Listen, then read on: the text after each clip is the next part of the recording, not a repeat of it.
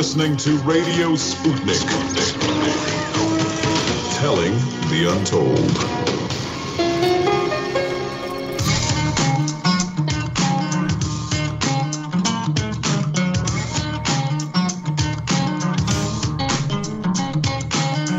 Welcome to Political Misfits on Radio Sputnik, where we bring you news, politics, and culture without the red and blue treatment.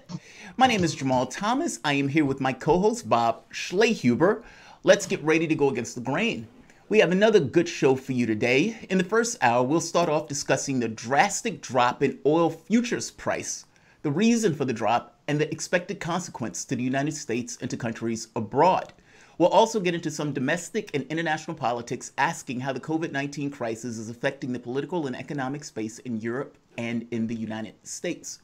Later in the first hour, we'll be covering the vast lengths Whole Foods is going to crack down on employees trying to start a union.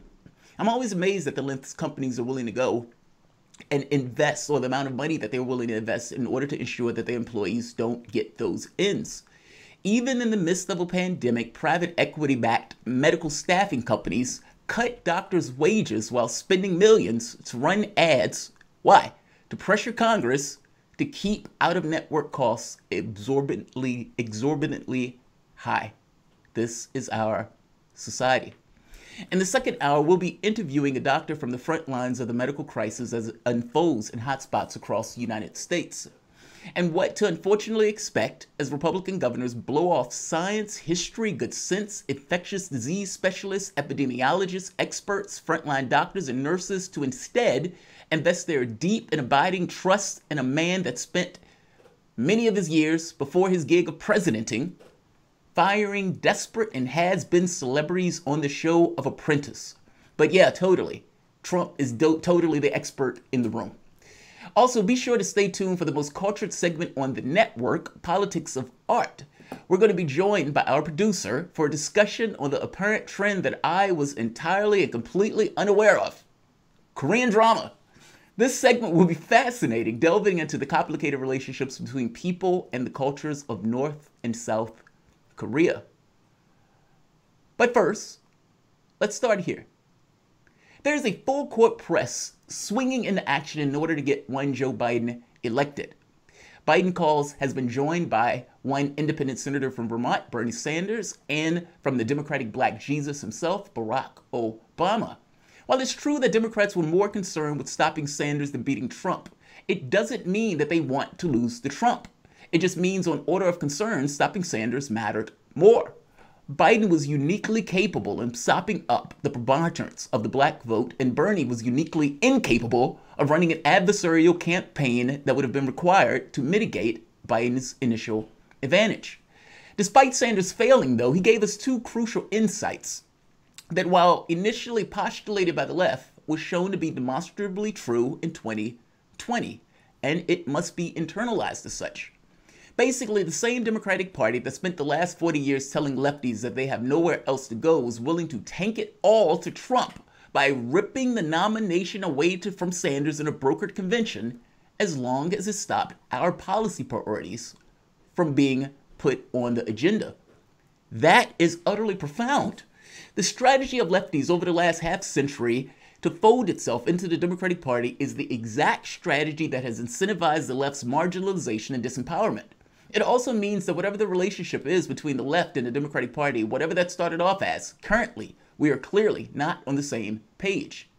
The second part is just as crucial as the first, and this is winning the ideological debate. 20 Democrats attacked Medicare for all for an unceasing amount of time over the past year, and the policy came out stronger, not weaker. The argument that the public wouldn't support such expansive lefty policies is no longer up for debate. That has shown itself to be just false. This requires a course correction on two counts. Sanders losing creates an immediate inequity regarding distribution of power and their establishment holding the dominant position with Joe Biden. The only path to accomplishing policy objectives that we started this race off backing, and that we know at this point are popular, is to eschew political affiliation and come together under a banner of popular progressive policy demands, standing in solidarity that the race to the bottom is over.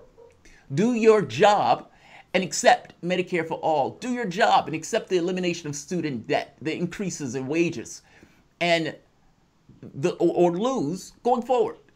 Meaning, all of these policy proposals that we at this point know are popular, you have no excuse at all from not backing those particular policy proposals, seeing as the public is saying back those proposals. And going further, if you want our support, then you must be willing to accept concessions. I would like to suggest that should be self-evident at this point, at least at this point anyway, that the path of least resistance has not worked. We've been looking at this all wrong. In a bid to lessen harm, we've damaged ourselves and, by extension, this nation. Elections cannot be legitimately viewed through the narrow lens of a singular event. There's no point in which time stops, and taken over the context of 20 or 40 years, we get a political picture that exceeds any singular electoral event, depicting a country that has dramatically moved to the right. Why? The actions and inactions in your political space by various factions have consequences that go beyond the specific victor or loser in the electoral process.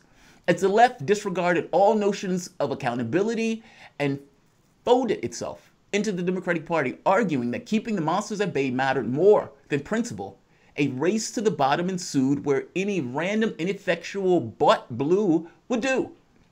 Not for an affirmative argument that energizes and deals with the material concerns of their constituency, but more so for not having an R beside their name.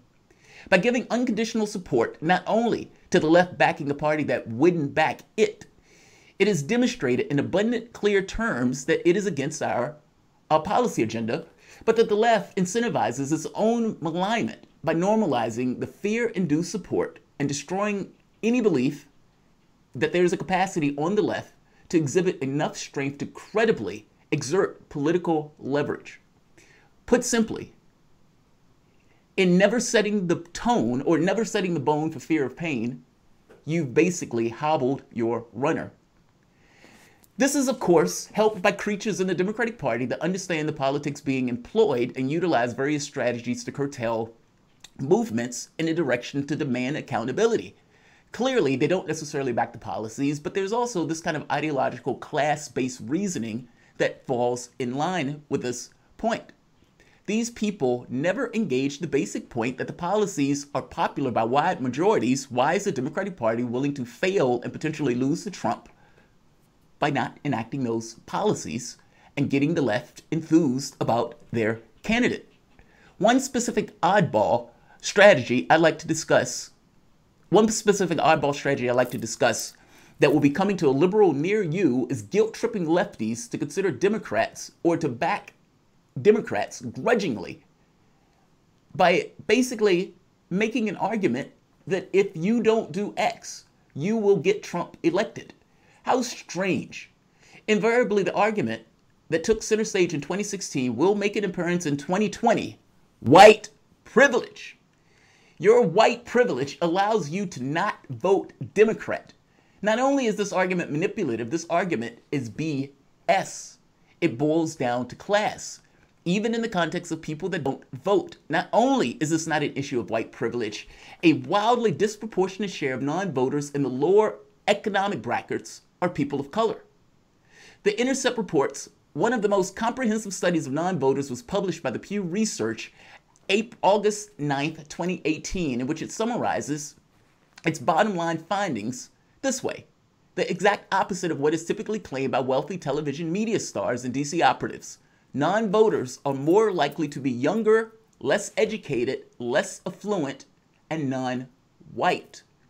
The Pew data on the issue is stark. Almost half of the non-voters in 2016 described election where non-white, even though they compose only 1/4 of the population, where half was non-white, even though they only compose 1/4 of the population. Even more extreme is the data on issues of class. More than half of the voters, 56%, are poor, making less than $30,000 a year, even though that income group constitutes just over 1/4, again, of the voting population. The people who choose to vote are disproportionately privileged, and those who are non-privileged choose to disproportionately not vote. Understand what this means. In order to raise large amounts of cash and, frankly, probably even for class-based ideological reasons. The Democratic Party sold its soul and got rid of its New Deal Democrats. In the process of third-way Democrats taking over, the policies of least worst became the mantra. The rub here is that what they gained in pursuit of cash, they lost in regards to support of their main constituency, as people begin to realize that their votes weren't for anything to their material benefit. Basically, they no longer saw the point in voting. This is not isolated to liberals, by the way. Lefties, you are also crippling yourself in this process. Not only do you sell away your credibility and elimination of accountability for Democrats that you back, but you also lose your ability of leverage in the political process. At the end of the day, there is no magical door. The Bernie Sanders Hail Mary never even loaded his weapon. Change your tenor to realize that politics is as much a negotiation between two inequitable powers, at least in this context, in the established order of the Democratic Party and the left, as a union is to corporations. Why should any group accept a dispossession, or why should any group take the disposition of giving everything in return for nothing? Liberal professional smug guy Sam Cedar has even argued that one candidate backing one concentration camp less will be acceptable to him, missing the point that over the course of time, yes, you could keep that one distribution less. By the same token, you can also dramatically expand the number of concentration camps that you are pushing. No, Sanders was a compromise. I don't care about your political affiliations. I care about all of us lining up under this umbrella of policy and pushing and exerting our force on the political edifice. Do you agree with paying off your student loans? Something that has tremendous stimulus effect to the society. Do you agree with Medicare for all? Do you agree that implicitly recognizing that paying off your student loans is valuable to your society, especially in the context of work and in the context of incentivizing people to go to school?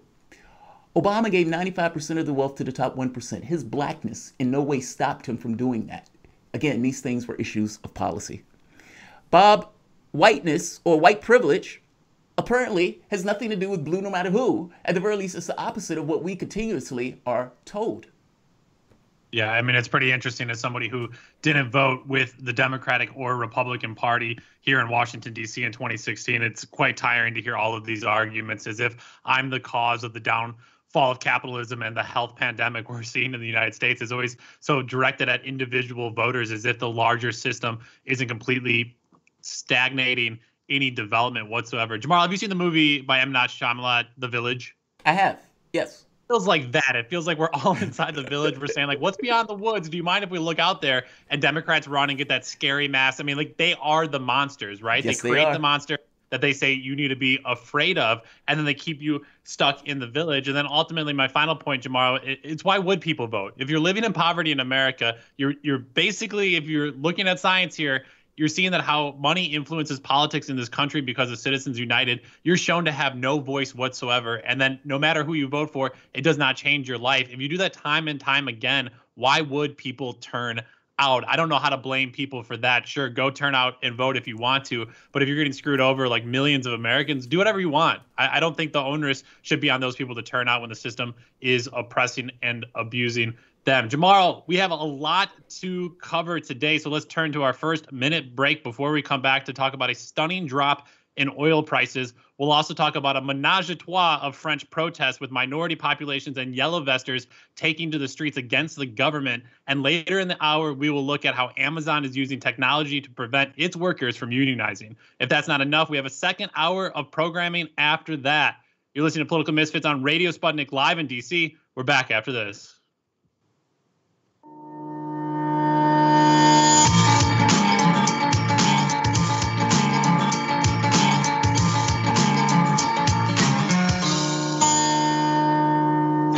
We are above all the latest developments, and we don't take any sides.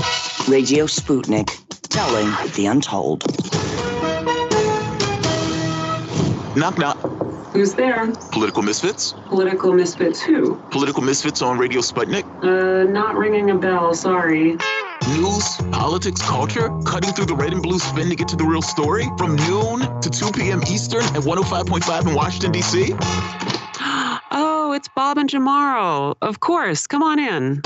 Aren't you glad you didn't say MSNBC? Shooting from the lip. We're taking no prisoners here. Real opinions for real people. So where we bring you people with controversial views, and instead of trying to catch them out, We actually let them expand on their views. what's going on in British politics, European politics, and indeed in world politics as well. And wherever you are, whether you're a UKIP supporter, a Tory or Labour, everything is in turmoil.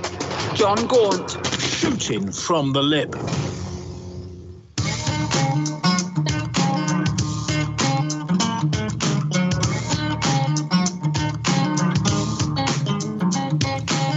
Welcome back to Political Misfits on Radio Sputnik. My name is Jamarl Thomas. I am holding it down with my co-host, Bob Schlehuber.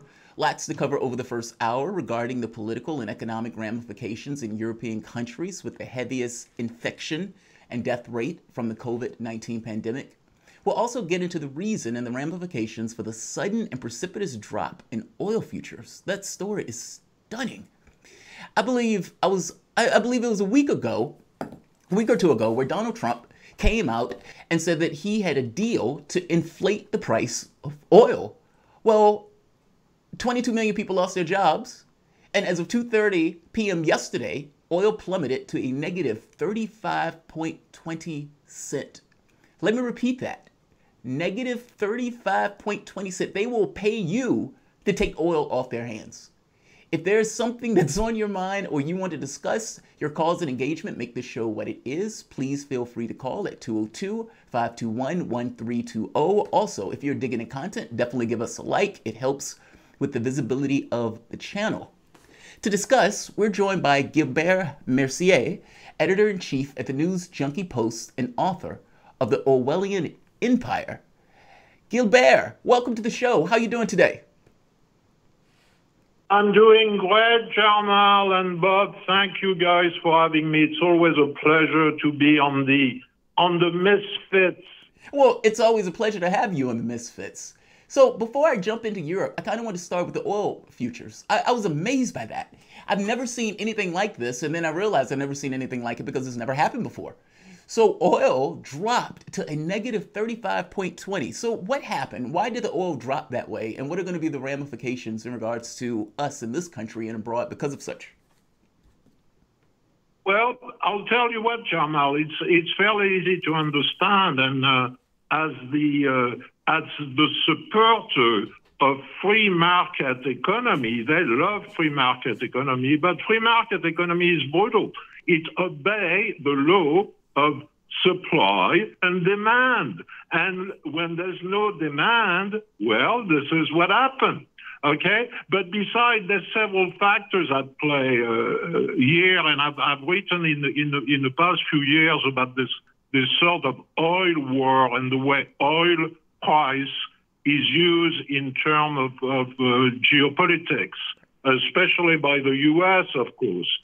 Now, you mentioned that there's basically two price of oil. The one that is in the negative part is the West Texas Intermediate. Okay, that's the name of it, and it's the, if you wish, it's the benchmark for U.S. crude. Okay, so it was way below zero yesterday, went back up last night a bit, and then today it's down again to minus 4.29 a barrel. Now, what that means is, in terms of the impact on the U.S. economy, people might not know that, but the U.S. is actually number one oil producer in the world, okay? So the U.S. economy, energy sector, the impact on it is going to be catastrophic, okay? And, you know, as I mentioned right before that, you know, it's kind of in the follow-up, despite the fact that there's no demand, airplanes aren't flying, people are locked up, so they're not driving, so there's a slump on demand. But further than that, it's also geopolitical blunders years in the making. You know, after all, the U.S. and the Saudi allies, because Mohammed bin Salman, which was not long ago the darling of the West, has a lot to do with this, have used oil prices as a weapon for decades. Well, guess what, guys? The oil war has come on to roost. Indeed, pushing oil price down was used as an economic weapon against Russia, Venezuela, and Iran in the past few years. And they're still trying in Venezuela. In Venezuela and Iran, the tactic was used against, and again, it was with the full approval, especially in regard to Iran, of the very same Mohammed bin Salman, the actual ruler of Saudi Arabia, for a U.S. regime change imperial policy, essentially to bankrupt both countries, Venezuela and Iran, and get rid of Maduro in the case of Venezuela. So far, it didn't work. But can it work? Well, they're still trying, but you know, Jamarl and Bob, we live in complete surreal time where, you know, half of humanity, like more than 3.5 billion people, live under lockdown. Yes. And oil, the black gold is worthless. But on the other hand, face masks are becoming the hottest commodity in the world. And you know, so it's really, I mean, if it wasn't kind of a tragedy, it would be highly comical, you have to admit. It's fascinating. It really is. Let me ask you this, speaking in the context of that. The U.S. companies, you said it's going to be devastating. Now, are you referring to the U.S. companies that basically took all of those loans out in order for shale exploration, in order to make the United States the #1 oil producer? Meaning with oil dropping to levels that it is now, basically those companies are going to get wiped out. That's what you mean when you say it's going to be devastating. Oh, absolutely. They shale gas company, because Brent crude, which is the other type of crude, which is still at $22 a barrel, the price will go down as well.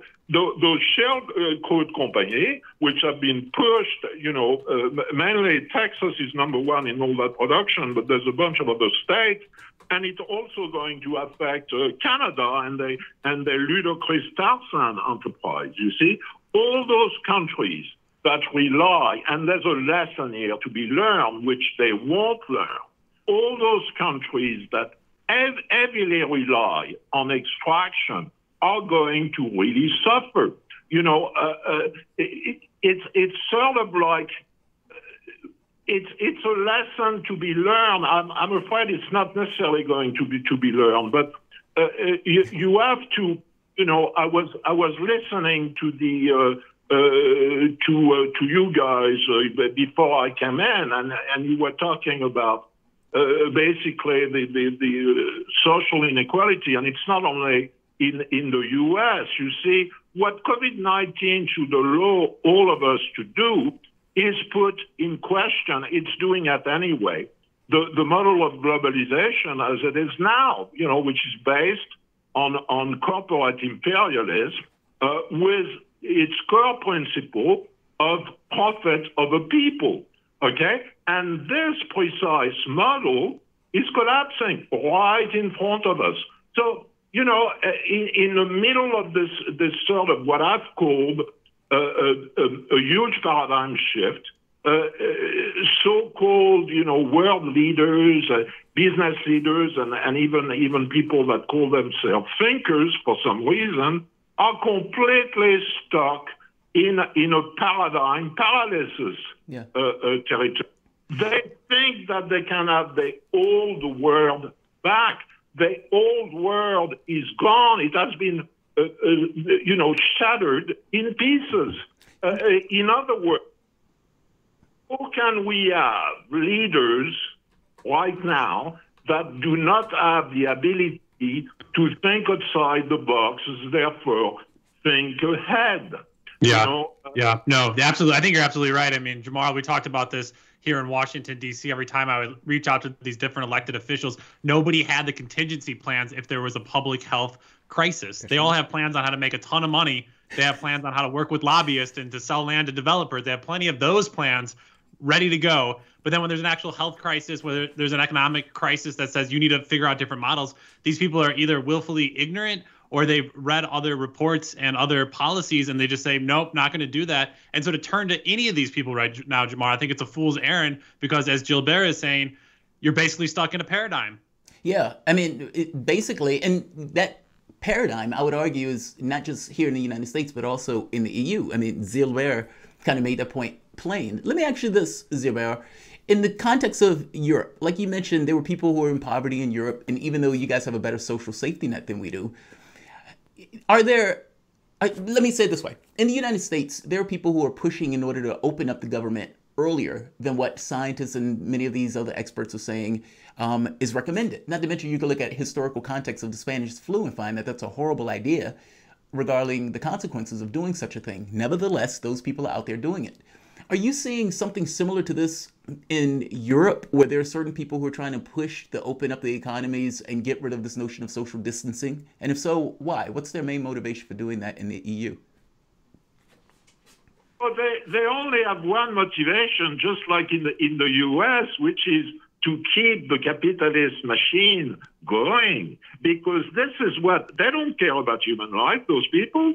They care about the economy. The economy has become, a god. But let me summarize something here and kind of go a little bit further.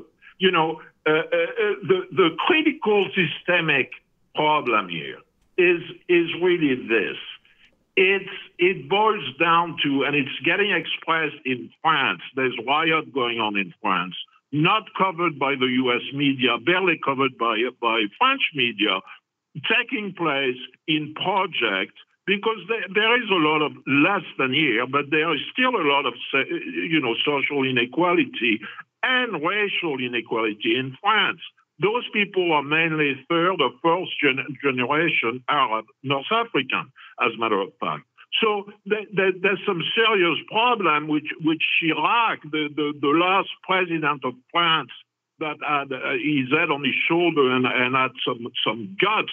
He opposed, among other things, the war in Iraq. Okay, people might remember that. Called that a fracture sociale, which is basically a social, a break. And he was right. He didn't really have time to address it.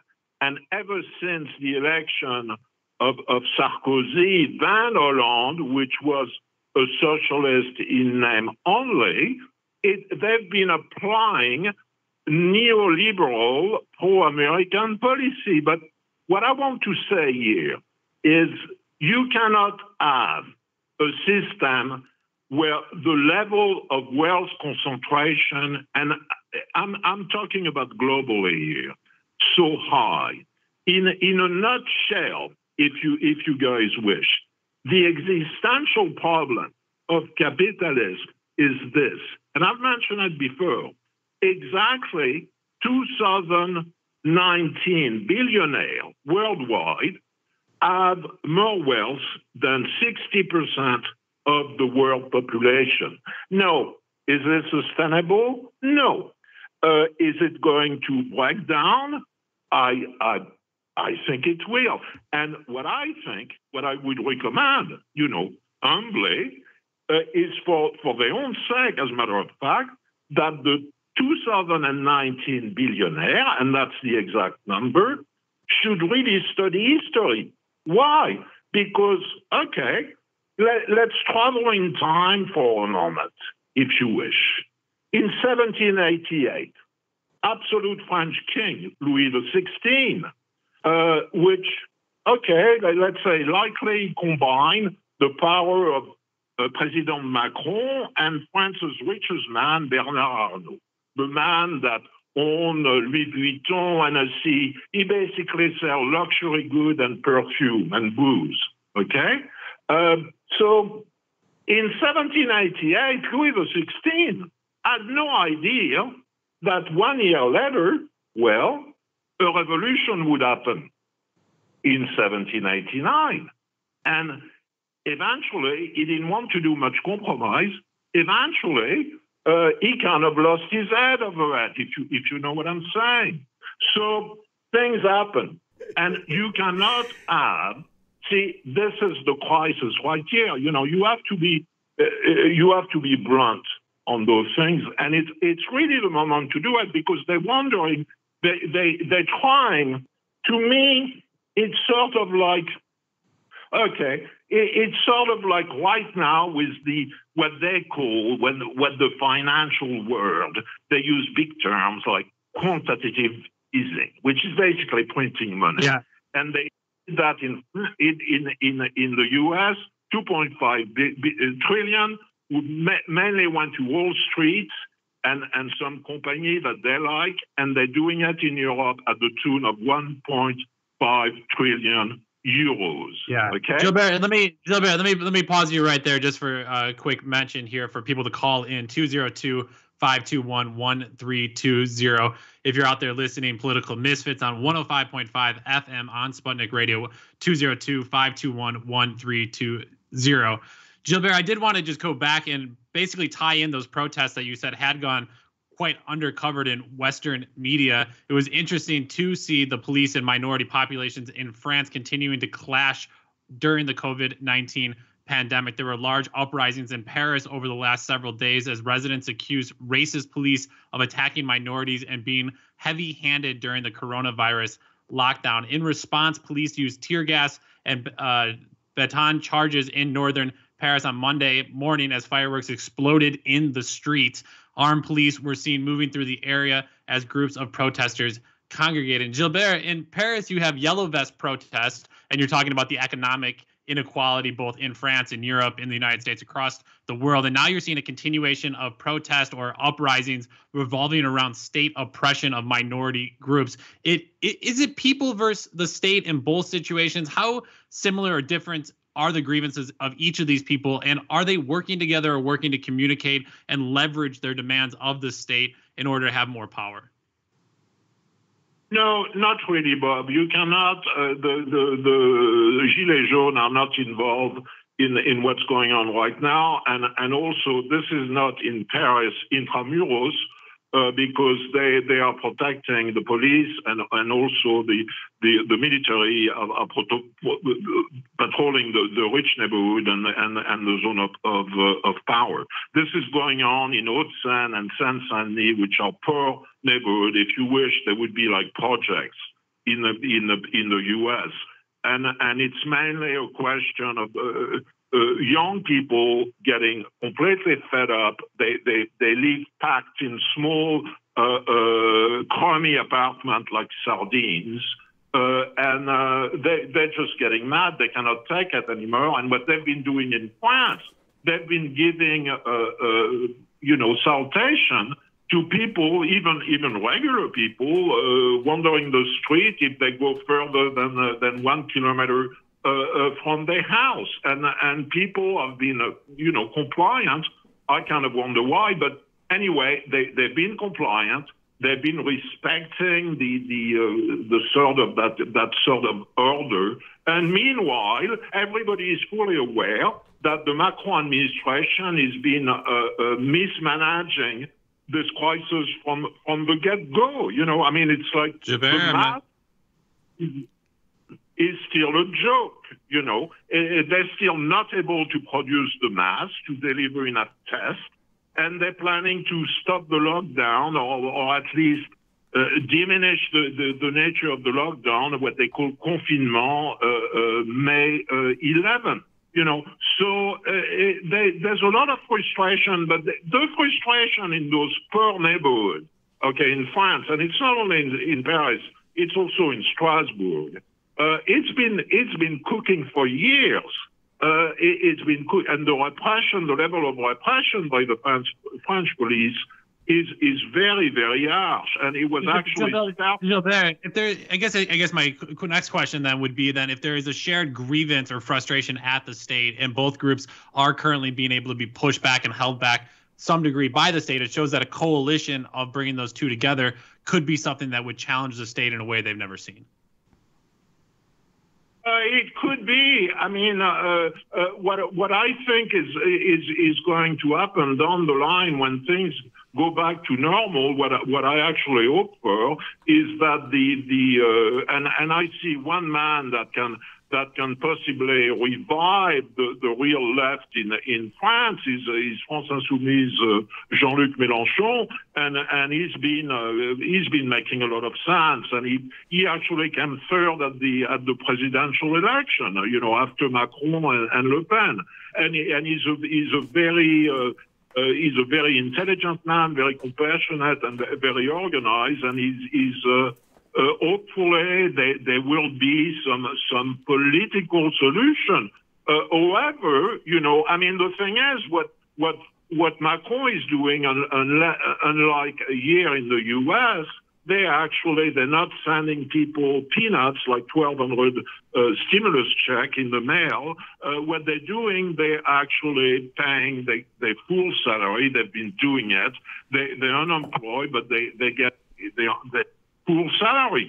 So people will not rely have to rely like here on food banks and won't have to beg. But that said, what I mentioned before, what Chirac called back in the 90s, this fracture sociale that the French society suffered nowadays is still there. And there's of course a racial component.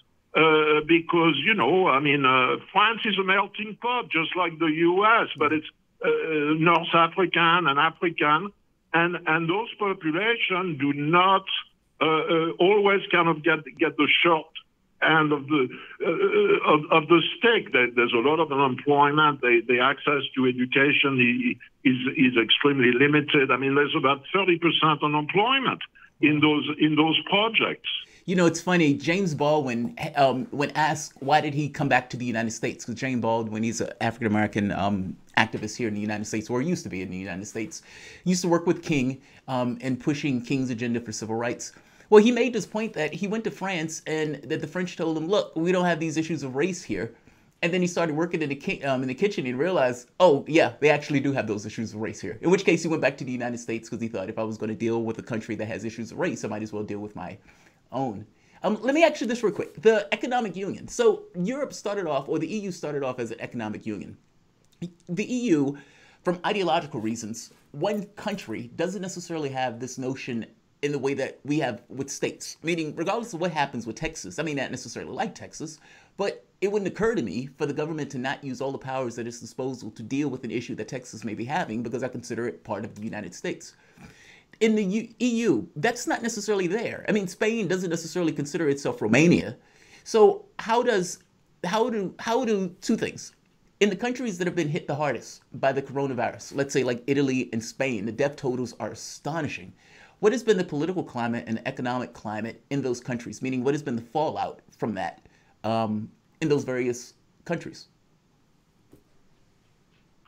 Well, so far, the union has not fared very, very well in terms of solidarity and in terms of sticking together. And there's many reasons. Now, what you mentioned, the European Union started in 1957, so exactly 63 years ago.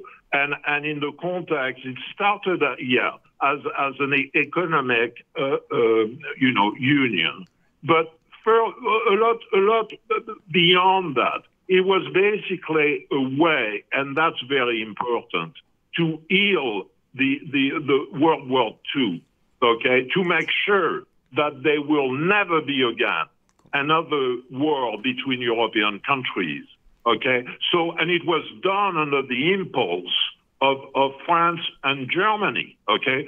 Germany at the time was still split in two.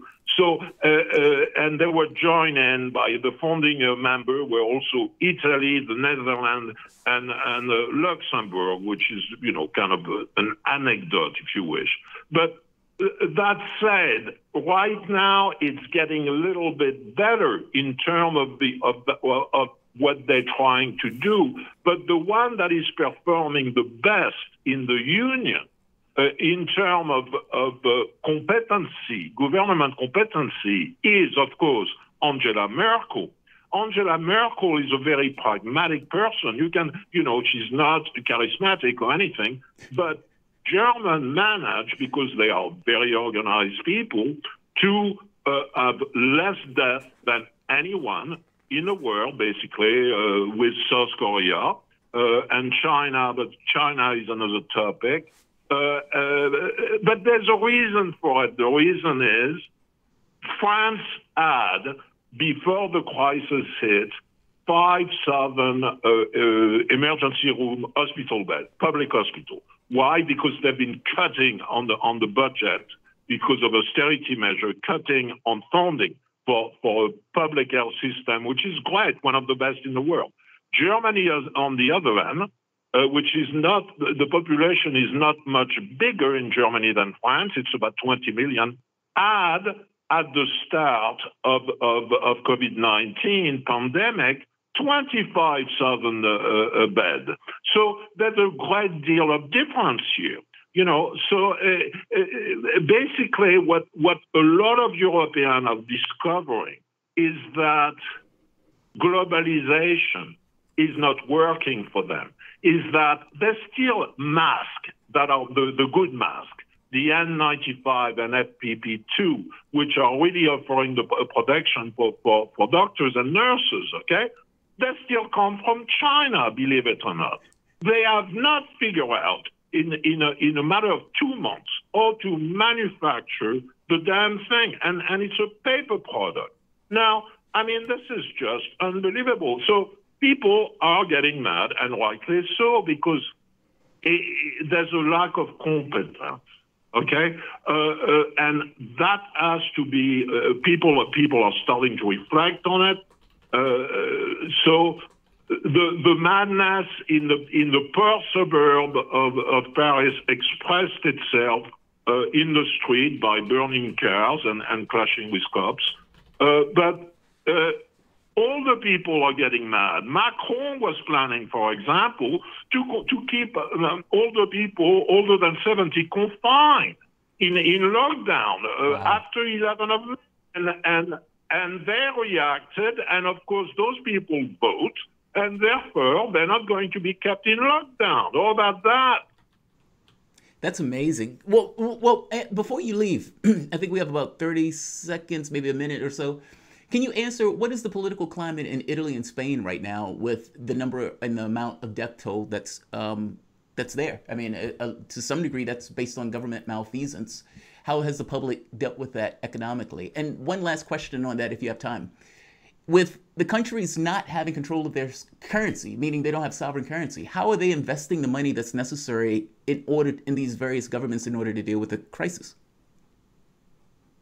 Well, basically, Jamarl, Spain and Italy are on the pickle in terms of budget. So they need money. They need money from the rich country of Europe, which are Germany, France, and the Netherlands and Norway. Okay, and Sweden, excuse me. And they need that money. So that's why they're going to have this sort of bond of $1.5 trillion, because if the EU is going to make it, they're going to have to show some solidarity here, some real solidarity in terms of getting their act together. Otherwise, it's going to kind of slowly disintegrate and go back to the sort of nation state, which are not right now really sovereign. Because, okay, I'll give you an example.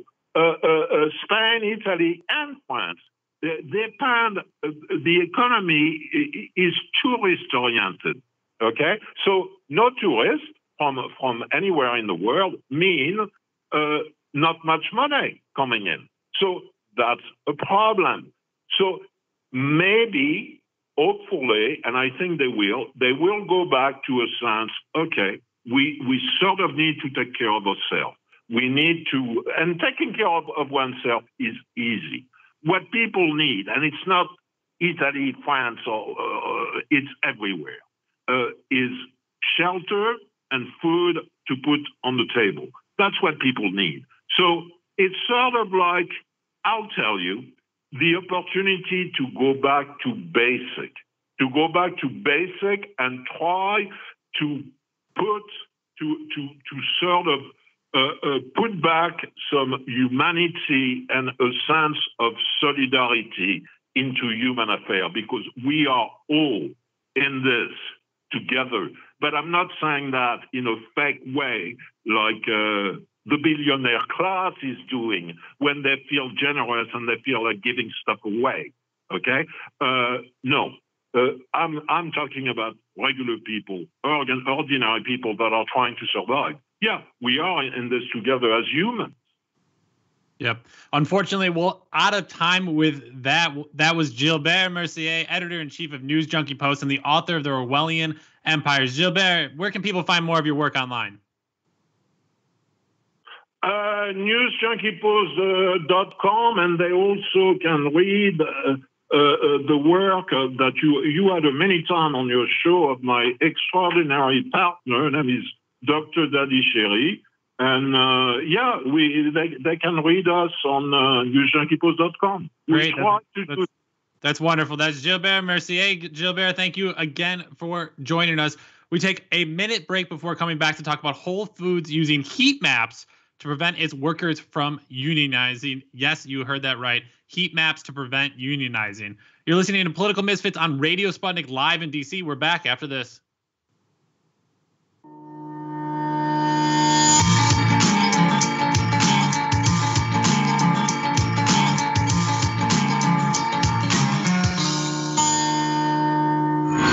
Feeling kind of blue, but maybe also kind of red, and kind of purple, and kind of alone? You've got a friend on Radio Sputnik. Tune into Political Misfits from 12 to 2 Eastern Time, Monday through Friday, for news, politics, and culture without the two-party bias. Catch us daily on 105.5 in Washington, D.C., or 102.9 or 104.7 in Kansas City. Or find us on Twitter, Facebook, YouTube, Spotify, or wherever you get your news.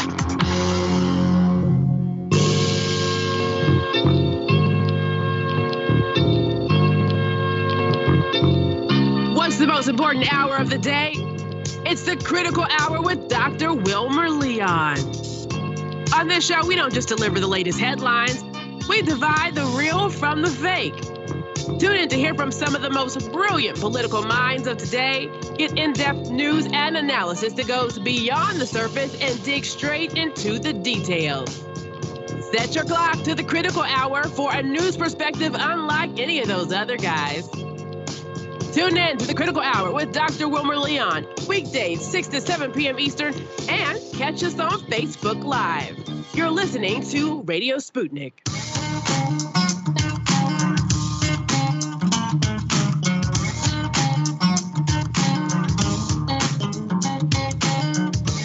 Welcome back to Political Misfits on Radio Sputnik, where we bring you news, politics, and culture without the red and blue treatment. I'm Bob Schlehuber here, kind of, sort of, with Jamarl Thomas. A big shout out to our radio engineers there at Sputnik Radio, keeping us live on the air 12 to 2 p.m. daily Eastern Standard Time for those of us on the East Coast. I know there's listeners around the world checking us out. I greatly appreciate all of you. We would love to hear from you. 202-521-1320. We've been talking a little bit about the collapse of oil prices and other economic upheavals over the last 45 minutes or so. We're now talking to continue to look at the hit on workers COVID-19 is causing. We have all seen how some of the lowest paid and least regarded workers in our societies have been suddenly rendered heroes by the crisis.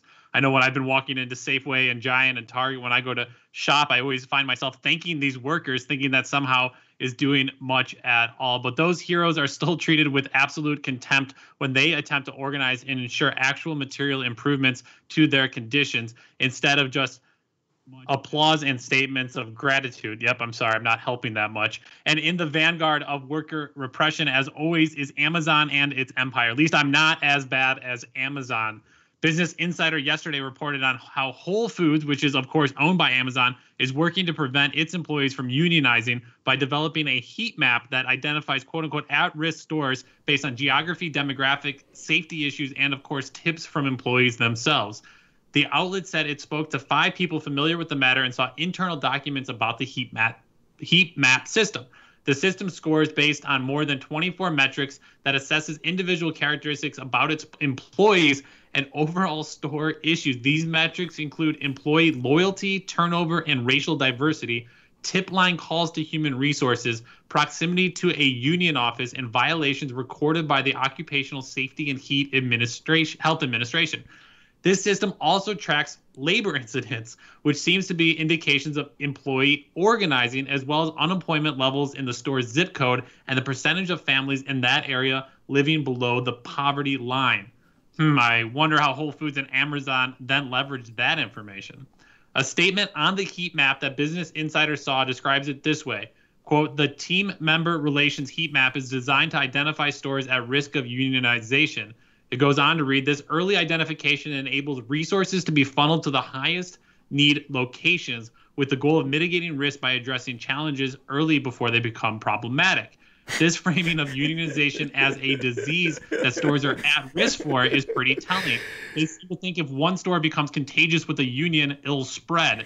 Too bad they aren't as concerned with their employees catching COVID-19. Maybe that can be the new slogan, Whole Foods for our employees, only deadly viruses. Speaking of which, Jamarl, one of the things workers are worried about right now is COVID-19. Whole Food stores have already seen outbreaks, including the one on P Street in Washington, D.C., where at least 6 employees have contracted the virus. The store has not been closed for deep cleaning, however, and employees have told that they're free to take unpaid leave if they want. You don't have to work, don't worry, we won't pay you. An Amazon shopper who works at the store told the local outlet WUSA. One Amazon employee said, quote, then Whole Foods comes back again and says that they're going to deep cleanse the store. Deep cleaning the store? They're doing this while we're at work. I was like, this was out of control. These people don't care nothing about us. They just want us to work while people are getting sick, Jamarl. So don't catch a union here at Whole Foods, you'll catch a virus. Isn't that funny? I couldn't help but laugh at that. They're like, yeah, we send resources to problem areas just in case, we don't want this to spread. I love the point of view that this is taking because they're, like you said, they're treating this like it's a disease, not the COVID-19. They're treating the fact that people want higher wages and they want, higher resources from a store to which they have dedicated and given their lives and their service to. They want a little bit of that back. And they're like, whoa, we need to stop that. I mean, like the lengths that these guys are going. Now, here's the thing. Of course, right? I mean, you have drug companies. I just read the story off earlier where you have equity firms that are cutting into doctors' salaries in the middle of a pandemic while simultaneously running ads in order to get the Democratic Party in order to back higher costs for healthcare. Isn't that amazing? Like, this is your capitalistic system in the middle of a pandemic, Bob. Astonishing. Yeah, and how it treats individuals, too. I mean, again, it's a system against individuals within there, Jamarl. There's a story there for you to share with about an Amazon already firing one of its employees, Chris Smalls. Yeah, so this is, let me just read the story. So Amazon has already fired employees for trying to organize. Chris Smalls was fired at the end of March for organizing a walkout in Staten Island warehouse after he said there were COVID-19 cases among employees there. Amazon refused to shut the warehouse down, deep cleaning, and paint him as a dumb and reckless, and then set him up as the face of organizing so they could fight back, or so they could be fighting back against. Basically, Amazon tried to destroy this man's reputation and character because this man was trying to organize a union in that area and complain about there being COVID-19 in the area. Amazon recently fired several more of its employees that just happened to be trying to organize. Among them, there were 2 women who set up a meeting to talk to warehouse workers about conditions and about climate justice. Emily Cunningham and Marin Costa, 2 leaders of the Amazon Employees for Climate Justice. They had worked for the company for more than 20 years between them. One of the ways the company is doing this is selectively enforcing a 6-foot distance rule. 2 Amazon employees in Chicago filed charges against the company for what they call retaliation against them for protesting working conditions. The employees had circulated a petition to have the warehouse closed down for 2 employees when 2 employees tested positive for the coronavirus. Instead, the company accused them of violating these new social distancing rules, and it also did in the case of Mr. Smalls in Minnesota. Oh, that is horrendous. They're just trying to pressure us and intimidate us so that we don't try to do this type of activity. Again, an Amazon employee in Chicago told BuzzFeed. He said the company retaliated against him after he participated in 2 protests, 1 walkout earlier this month. He was accused of violating the 6-foot social distancing rule, which he admits he might have done inadvertently, but the new busted tall light. But this was the new busted tall light. It seems that there was a pattern here. He said, I do feel targeted. Well, Bob, of course he was targeted. I mean, basically, this is kind of the reason why we make those arguments that you have to be very careful about the powers that you give government, because they'll often use those rules for reasons that are not necessarily designed. In this case, you have a 6-foot distance, social distancing rule. This company clearly doesn't care about workers, but all of a sudden in this particular moment cares greatly. They care greatly. So, heat map, it's like heat maps for union and like tracking to see where you are during the course of the day. And they're tracking how many conversations with other people you have. It seems like that would also be beneficial to stopping the spread of COVID-19. So they're literally using the same resources that they could be using to save people's lives to destroy them, to stop people from organizing. I mean, it's sick. And then the PR machine behind Amazon is incredible. I mean, I saw these videos of Jeff Bezos like walking into one of his, I don't know, it probably wasn't a warehouse or whatever it was, and like take his temperature. And he's like, see, everything's good. We take our temperatures off to work. It's like, excuse me, Mr. Bezos, are you going to work the 12-hour, 14-hour shift in the warehouse moving the packages around? Or are you going back to like your private mansion? Just curious where you're going after that temperature check. That's hilarious. Because that's what it boils down to, right? The reason that the owner class is so pushing Donald Trump to create all of this vulnerability and try to create all of this hysteria to get these people back into work, it's for the 1%. Jeff Bezos is not going to be working for 5 hours. I'm curious from your perspective how heavily the Jeff Bezos of the world pressure government not to release more money for people, because we're seeing other stories where some people are getting like $600 unemployment, and they're saying, well, I can't go to work to my coffee shop. If I was making tips or I was making minimum wage or something, I'll just take the unemployment and stay home and stay safe. If the United States starts cutting $2,000, $3,000 checks and people make more than they are in a warehouse, or at least somewhere close enough to say, I'm not going to go to that work environment anymore, all of a sudden Jeff Bezos is in a lot of trouble. So it seems like he has a huge stake riding on the government not doing enough to force his workers to continue to come in. Yes, this is a class-based argument, right? I mean, basically you have a situation of, think of federal job guarantee. A federal jobs guarantee basically sets the minimum wage without necessarily having to set the minimum wage, basically something that the employers, private employers, in no way want. But on top of that, you create a situation where the pressure on people in order to get a job from the private enterprise goes down because they can get a job from the government. So these companies will have to offer higher wages, higher, additional benefits on those things in order to entice workers onto their shop. The last thing they want is for the government to be putting out those checks in that particular way. You're absolutely right. They have an incentive not to do it. Yeah, it's amazing how if you follow the money, they all are working together against our interests. So we greatly appreciate all of those political misfits out there listening and helping organize against these forces. Jamarl, we turn now with that to our second hour. Ahead, we talk to a doctor reporting anonymously from the front lines at Washington, D.C. hospitals. We'll also talk about Donald Trump's tweet threat of ceasing all immigration to the United States. And in our weekly Politics of Art segment, we look at the new K-drama Crash Landing on You. All that and more. Hopefully your calls 202-521-1320. You're listening to Political Misfits on Radio Sputnik live in DC. We're back after this.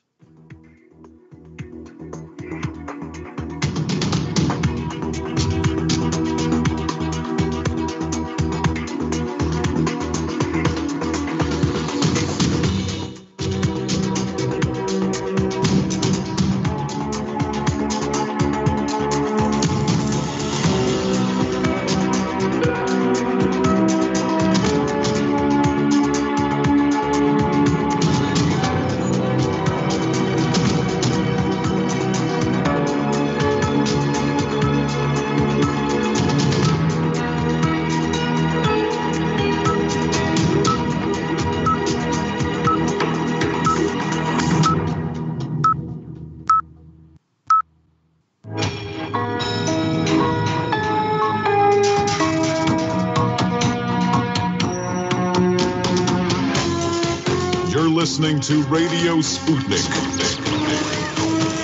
telling the untold.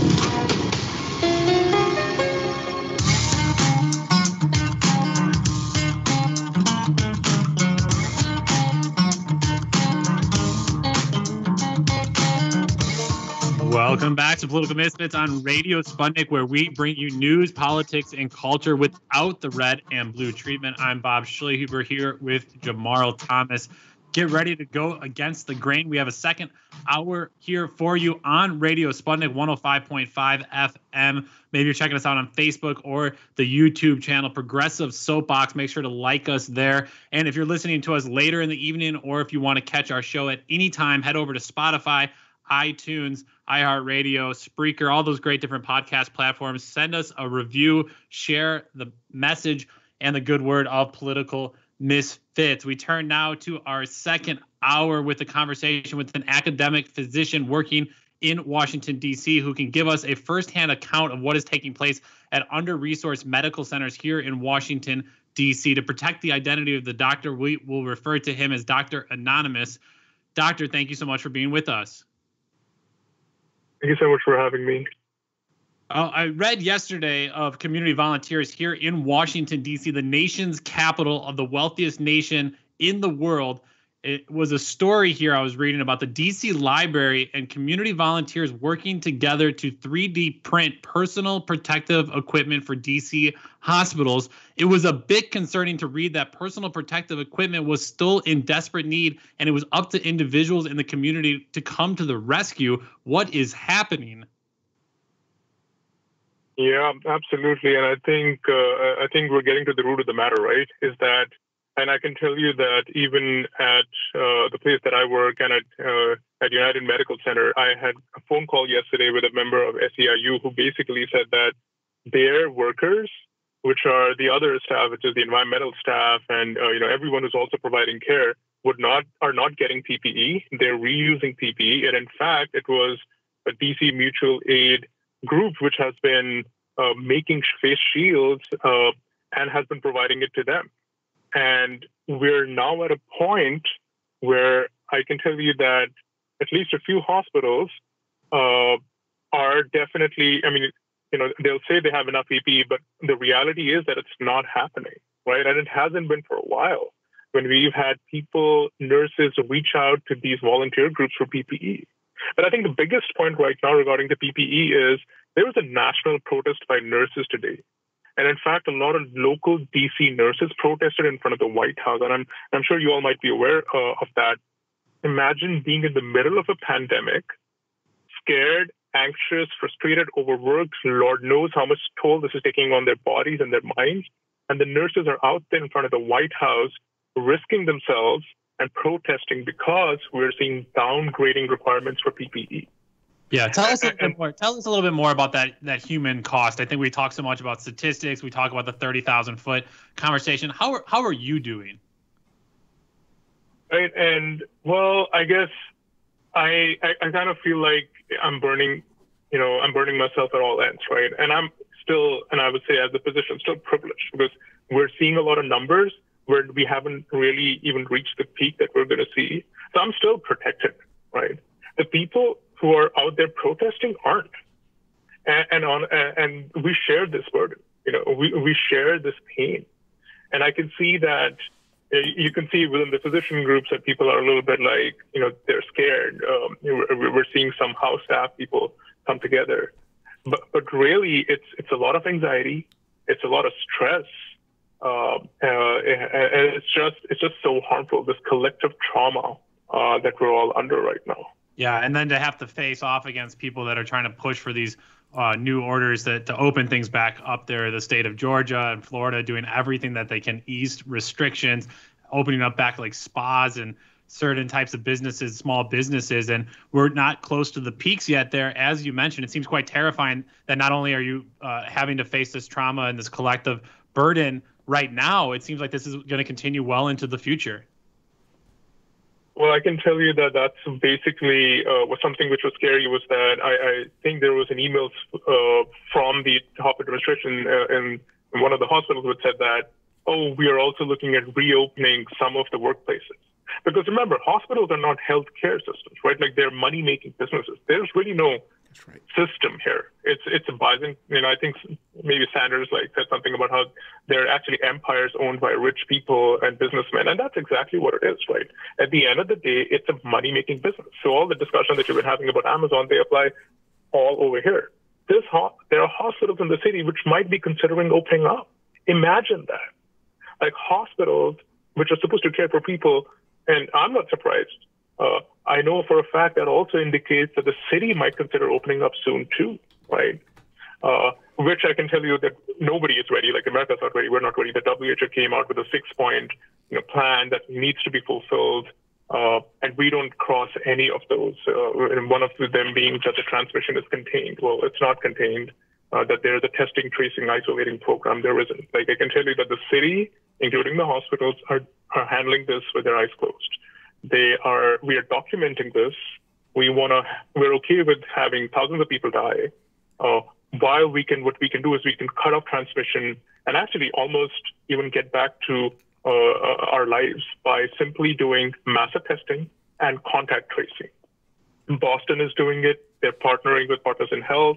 It's been done in many epidemics, but there really isn't a plan here. And you're absolutely right. Like that's just adding to, because now I know that I've been talking to some people who are like, oh my God, this might actually get prolonged, might actually get worse.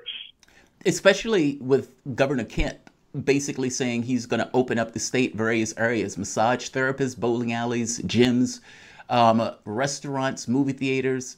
And this is apparently going to take place on Friday. So we already know what this is going to end up being, essentially making this that much worse. I've been reading horror stories from hospitals and staff at those hospitals dealing with supply chains, where they've been fighting either the government itself, meaning feds, or other hospitals in order to get black market supplies. Sometimes the supplies aren't necessarily up for snuff. All of them at this point have inflation baked into the price, meaning those are that much more expensive because they're not enough to go around. How extensive has this been? I mean, have you been noticing this kind of fight for supplies against other hospitals in other states, or for that matter, even against the government itself? Personally, me not. But I know, the information that you're talking about was published in New England Journal of Medicine about how a CEO was, buying these a large supply of masks and was, accosted by the federal, by FBI agents, and that is kind of sort of what's happening. But there's no real system, right? There's no leadership from the top, from the nation, right? And so everyone is left to fight with each other. But I do want to amplify two real important things: the fact that the lack of this leadership, the lack of supply chains, and how everyone is paying extra, and we've heard 5 times and those numbers. And the reopening. This is all happening because some people want to make profits, right? But who is this really going to hurt most? If we open up again, and it's going to happen. It's happening already. It's going to hurt, first of all, Black people in DC. 80% of the deaths in DC were Black people. I'm not saying brown people. I'm saying Black people. That's what the statistics show you. 80% of the deaths. The statistic is also going to be applicable throughout the country, most of the country. And who else? It's going to be healthcare workers, and it's mostly going to be nurses, home health aides, our direct care providers, the people who are cleaning, who are cooking.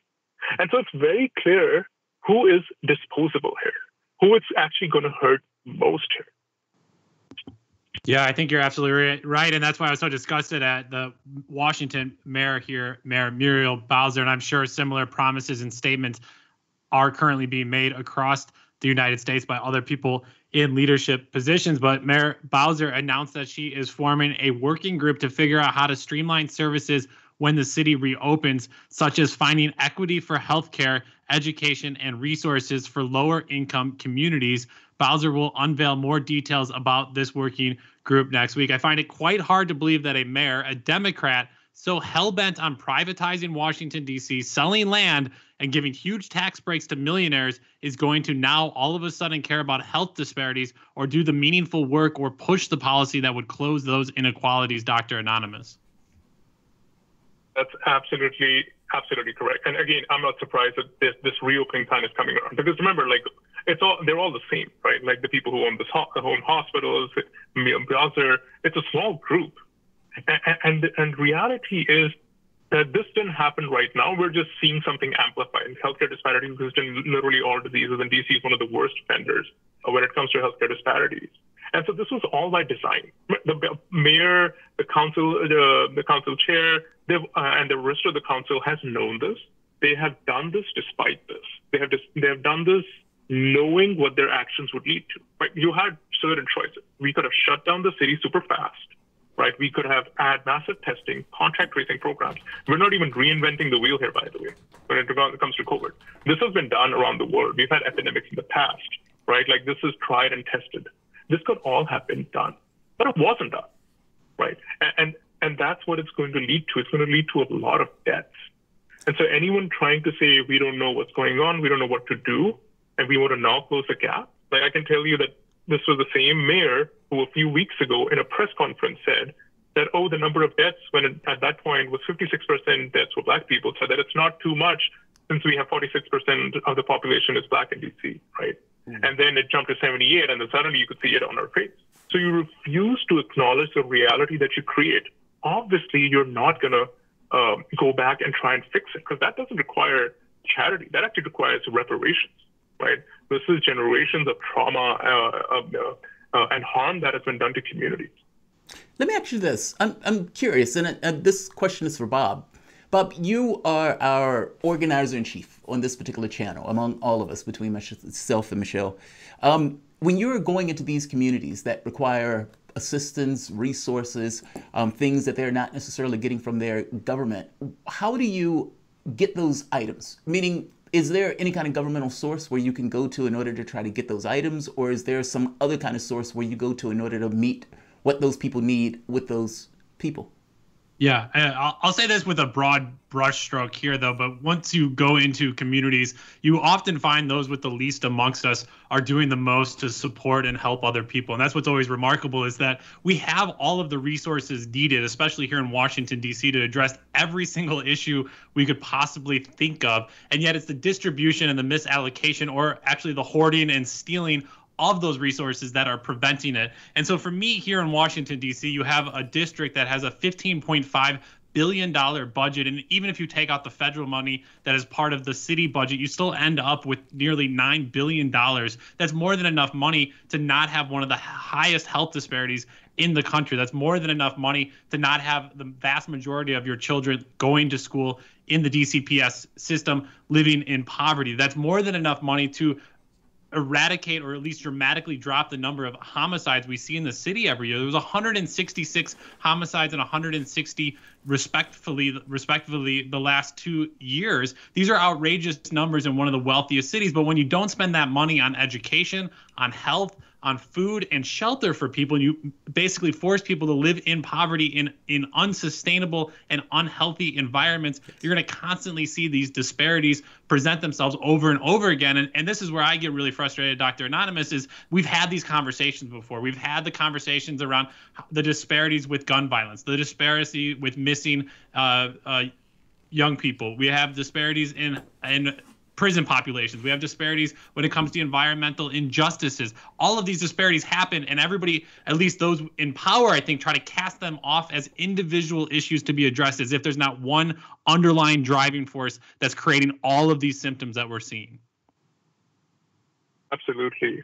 And I think it also drives home the point, and something related to what you were talking about, was that we've had these discussions, and maybe our fights also have been siloed. And one thing which one of the nurses in the city actually asked me to specifically advocate and actually talk about was that we have this labor, kind of a labor revolt happening right now in our city. Nurses are out there. And then there are fights which the community organizers are doing on a daily basis. And we really need to come together in these, right? Because they are truly the same fights. Most nurses, most other direct care providers in the city are Black, brown immigrants, and mostly women. Most people fighting out in the streets right now, providing food to people, are Black, women, brown people, immigrants.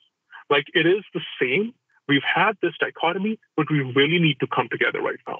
I also wanted to make another point, as you were talking about it, that these disparities exist not only just in the community that is being supposedly cared for by these health systems, but also within people in the hospital. people working for the system are right now being asked to take forced PTOs. I know for a fact that social workers have gone down. We're actually having trouble discharging patients because of that. We're also not getting any hazard pay for people who are most at risk right now. And you're asking these people to put their lives at risk. The same disparities exist within the people who are in the system and outside the system, because there really isn't a lot of difference when it comes to on these supposed different sides. Yeah, I mean, it's remarkable seeing the numbers. I mean, it was like 200 people at the Bureau of Corrections who work at the prison. DC, on the behalf of the inmates here, ACLU DC filed a lawsuit, and they won on most of the different cases. They didn't win to actually decarcerate and get people out of jail, but the judge was able to force the jail into taking quite a few different health measures, increasing isolation, quarantine spaces, making sure people have proper food and soap. Not nearly enough, obviously, as people are still in cages. But what was remarkable was the number of people that work at the prison who are out because of COVID-19. You see the same in first responders as well as in police. So even the people that the state is able to kind of force into a certain role through their economic situation, basically say, look, if you want a job, you have to work for the state, enforcing what the state wants. All of a sudden, those workers are at risk and they're dropping off left and right, which again, it undermines the state writ large. And I think that's why there's some amazing political opportunities moving forward for people to critically challenge the state, continue to show its lack of credibility, and then try to organize new communities and new processes. And so, Dr. Anonymous, I'm kind of curious where you're seeing those new opportunities arise. You're talking about direct mutual aid, but there also needs to be some long-term sustainable organizing happening that brings these different groups together and advocates a new playbook. How do you think that plays out over the next months? Absolutely. Thank you for the question. I actually do think that that's going to be the only thing which will get us out of this, or actually help us create true freedom and justice. We need ground-up movements. We need worker control. I know for a fact that the hospital, for example, can be run by nurses. It doesn't need administrators. We don't need that. If today all the administrators just dropped out, so the keys were leaving, this hospital would function way better. It would be safer. There would be real care happening in these places. We need worker control of the already existing resources. We need to create a true public healthcare system that includes advocacy, that includes public health education, awareness, and we're doing that right now. There are groups in DC coming together to demand testing, to demand tracing, to actually demand community care models. We don't need hospitals providing care. Hospitals shouldn't provide care. We should be healthy. And that is happening in different parts of the world. It's also happening in DC right now. One example that I also see the opportunity when you said that the Bureau of how the DC jail was sued, where New York nurses are suing New York hospitals right now because they're unsafe working conditions. And that's the one thing that characterizes. If you're stepping into any hospital in DC, remember, you're unsafe. The people who are working there are unsafe. It is criminal. It be happening, and they need to be sued. And we can learn from these different fights happening right now if we all come together. So I only see that happening. I am hopeful that is the only thing which will get people out of it. Yeah, absolutely. I think using the courts and fighting the battle, both in the streets as well as in the legal realm, will be critical. Well, with that, we're out of time with Dr. Anonymous. Thank you so much for being with us. We greatly appreciate you, see you, and are here for you on Political Misfits anytime you need a voice. With that, we'll take a break. You're listening to Political Misfits on Radio Sputnik live in DC. We're back after this.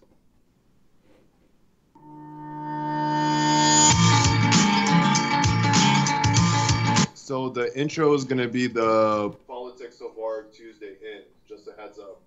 Okay, that's fine. We'll just to the future. Copy that. Just wanted to make sure you know. Okay. The latest trends in news, politics, and culture. Catch us on 105.5 in Washington, D.C., or 102.9 or 104.7 in Kansas City. Octung, baby. Are you bored? Are you lonely? Do you need a hug? Well, we can't give you that, but we can keep you up to date on Radio Sputnik.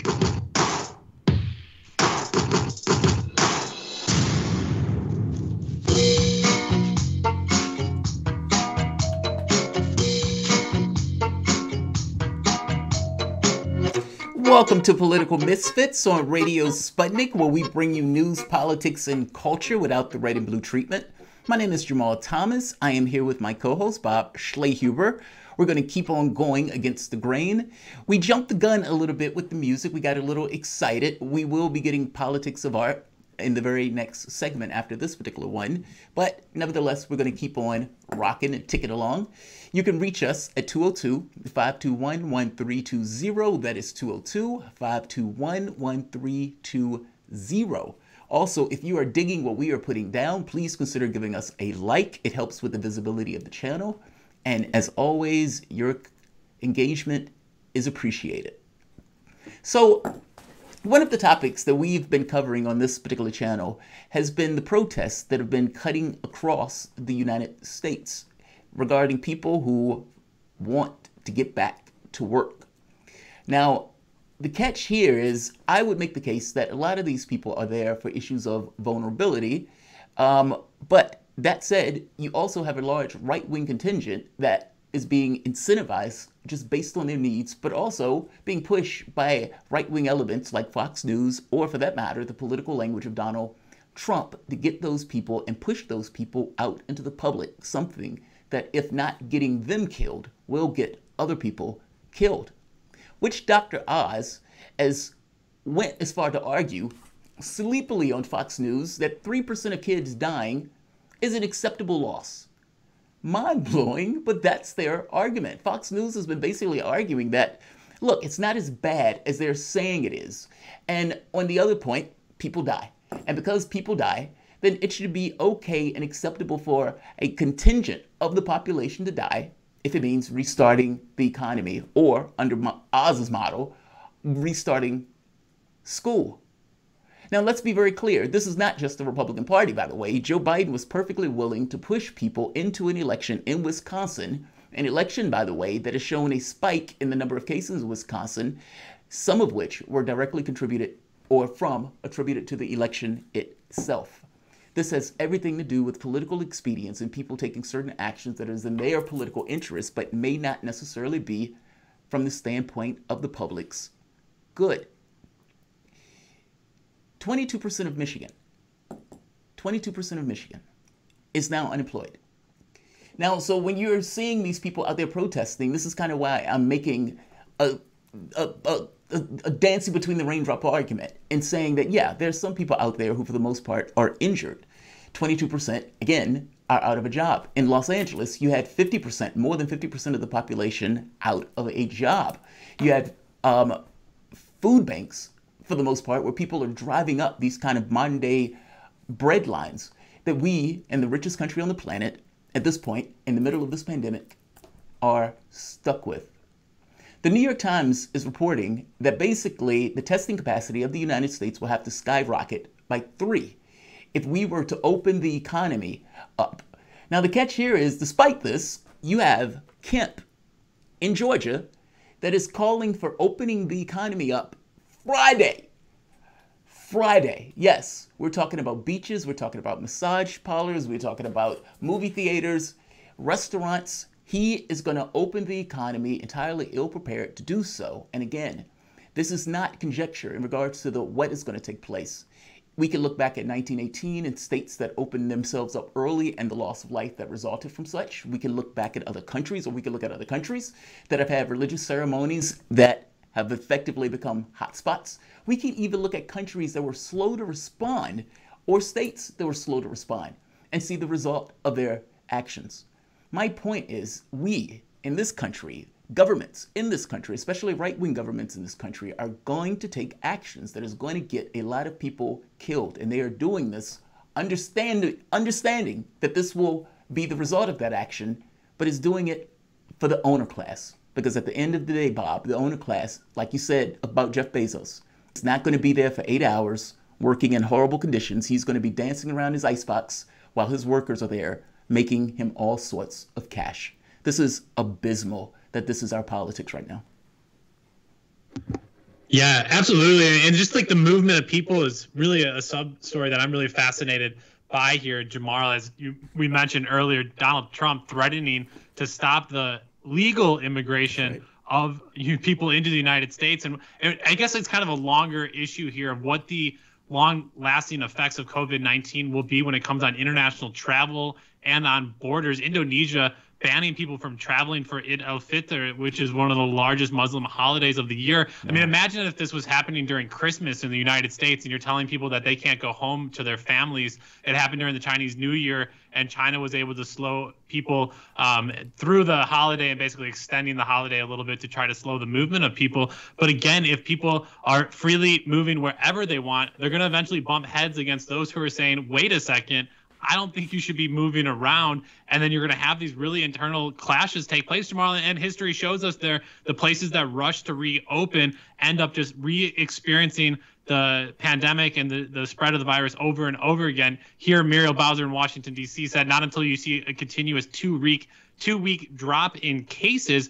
But again, for me, Jamarl, is there's populations that will have never been exposed to the virus in this first go around. And the second go around in 4 months from now, when one person is shedding the virus after being asymptomatic after 3 weeks, and they go to that nursing home that was spared this first time around, or the small children's school the first time around, or any population that's not touched by people frequently. I mean, if this gets to certain rural populations who have to drive over hours to get to hospitals and different clinics, if this starts continuously spreading to certain areas like that, people are going to be stuck nowhere to go. And you're continuing to read these just god-awful stories of people dying at home in their recliners, basically drowning, sitting there in front of their family, being denied medical service. Wow, that is horrendous. I mean, I've seen some of the stories where people were getting like $3,000-$4,000 bills, or people dying because they didn't necessarily want to go get health care because they didn't want to pay the bill. Like, this is like, and then the leading candidate for the Democratic Party says, in the middle of a pandemic, yes, I will still veto Medicare for all, despite the increase in the popularity of the program. How on earth, this is kind of why I keep making this basic point that how do you ever get your policy agenda accomplished if you're backing a party that doesn't back your policy agenda? And, you know, losing any notion of credibility or leverage in the political space by supporting people who are feckless and weak. And I make the point that lefties has allowed this because they've removed accountability from the political process. But yeah, no, I mean, absolutely. And it's no longer about policy. I guess that's how you answer it, is none of it's about policy. It's about winning or losing. It's a simple binary. We are here to win. We're not here to inject policy or make people's lives better, Jamarl. That's just simply not the game that Democrats are trying to play. That would not be, Joe Biden would not be your candidate if they were saying, how do we make deep, meaningful change to poverty in the United States? You would not pick a Joe Biden or any of the former Obama or Clinton Democrats that are swooping around him. It's weekend at Bernie's with this guy trying to prop him up and keep him alive. You wouldn't be doing that if you genuinely wanted to address global issues or domestic issues. You'd prop up the guy slowly developing, I would say, just worse articulation, which is just remarkable given Biden's career, but the guy's falling apart in front of you. That's just not the person you would put out there if it was about anything but winning. And it's shocking, Jamarl. I know you're saying, wait a second, that's who they put out there if they want to win. But I guess that's the calculus right now because it's clearly not about policy. I think that's the calculus because ultimately there's been this kind of weird decapitation between issues of electability versus issues of competence, where the public just says, look, we don't care if he's not competent. We just need him to get over the finish line to stop Trump. Like, it's an astonishing perspective, but I kind of make the point that lefties allow this. And we hurt ourselves in the political process when we, for the most part, just pretend as if elections are only singular in regards to one time period and not something that happens over the course of decades. It is. I'm just giggling. I'm just thinking of Weekend at Bernie's too. I don't know if you're a Weekend at Bernie's aficionado and have seen both of them, but in the second one, they keep the guy who's dead, they keep him alive by finding this like reggaeton kind of drumming that sparks the dead body into life. And I'm just saying, Joe Biden needs to win the black vote. We need to keep the guy alive. If there's some way to get the Joe Biden reggae band that get that drumming, that's right, and get him moving on the campaign trail, I'm all here for it. Jamarl, we've gotten to a point of pure silliness, so let's make a hard pivot into our Politics of Art segment, our weekly Tuesday at 1:30 p.m. Eastern Standard Time segment where we look at some of the latest politics and art and where they intersect. If you've seen the new K-drama, that's Korean drama for those of you who are like me until yesterday, The new K-drama that's out is called Crash Landing on You, and I got the chance to see it along with our wonderful producer here, Michelle Whitty. Michelle is with us now to talk more about it. Michelle, what's happening? Hi, how are you guys? Good. Thank you for tuning in, listening, and now calling in. It's greatly appreciated. If you are listening and you have seen Crash Landing on You, give us a call, 202-521-1320. Crash Landing on You centers around a South Korean heiress that through a paragliding incident ends up in North Korea and into the life of an army officer who decides he will help her hide. You had me at Anyong. It's a Korean joke there for hello, peace. I love the show, Michelle. I got the chance to watch out the first episode last night, and it was touching. It was an interesting time to watch the first episode, though. While I was watching the show last night, news broke that Kim Jong-un is recovering from a cardiovascular procedure of some sort. Some news outlets have reported the leader is in grave conditions. Others have suggested he is just fine.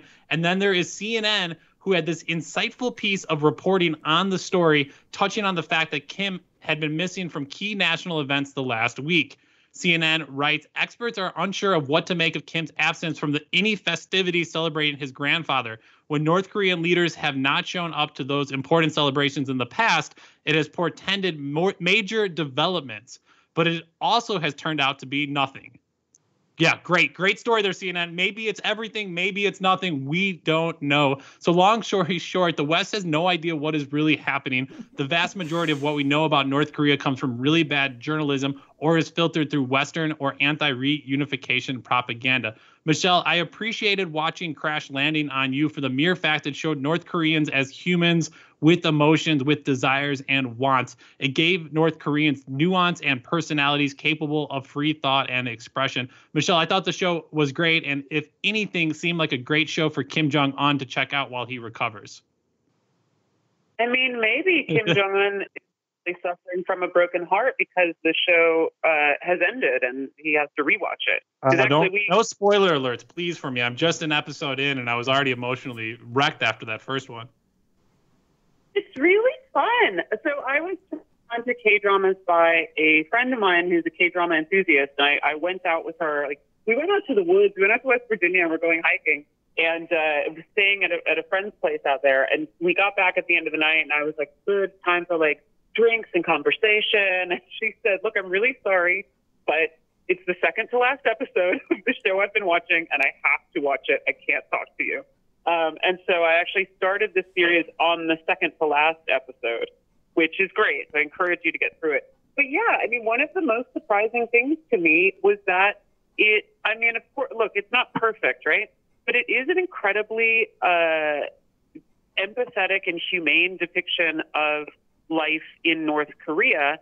And it really highlights the ills of South Korea. I mean, I won't give any spoilers, but like the main character is this heiress, and in an early episode, you discover that she's gone to Switzerland because she wants to be euthanized. Like, she goes and tries to talk them into ending her life because, as she says, she has eating disorders, she has anxiety attacks, she has all of these sort of mental health ills. And so it is really a pretty, there are elements of it that are a pretty strong critique of rampant capitalism. Like, when this main character first ends up in North Korea, what she misses are all of her products and all of her things. She has this terrible relationship with her family. She doesn't have any friends. Like, nobody likes her. She's this, really overbearing and difficult boss. And the North Koreans they depict are like, they love each other. They're pretty happy. Like, there are deprivations that are very clear, but like, the North Korean soldiers are proud of their job. I don't know. It was, it's a romantic comedy. So it's not, I'm not going to defend it every level, but it was a lot better than, I think, entertainment that you see that comes out of the West that depicts North Korea.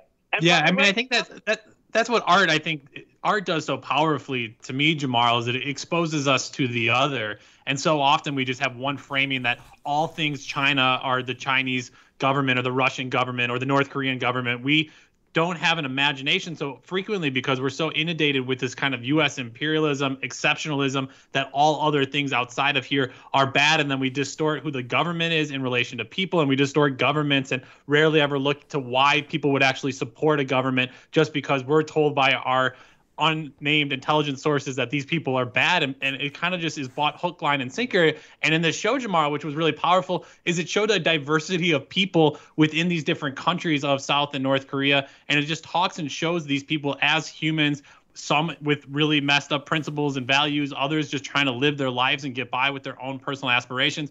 And for me, it just showed you that there's more to the story than we often get. It was like I was watching, if you could go online, you could search North Korean water parks. And the first time I was like, oh, wait, these people have water parks? I thought it was all just like military parades and saluting the grand supreme leader, as opposed to realizing that these humans are humans. You know, it's funny, when there was a Western journalist that went into Syria, and I believe it was something like Nova or something like that, but he goes into Syria, and one of his first realization is, oh wow, they have radio stations. Like, it's that level of, oh wow, they're human beings too. Like, I'm always enamored by that. But, you know, from my standpoint, I didn't get the opportunity to watch this because I was narcoleptic yesterday. It was 4:20 after all. And I ended up passing out a little bit early. But what I can reference to is the Harlem Renaissance, or for that matter, even Will and Grace, where you had a community, for the most part, that was demoralized, that was looked at as being less than intelligent or less than articulate.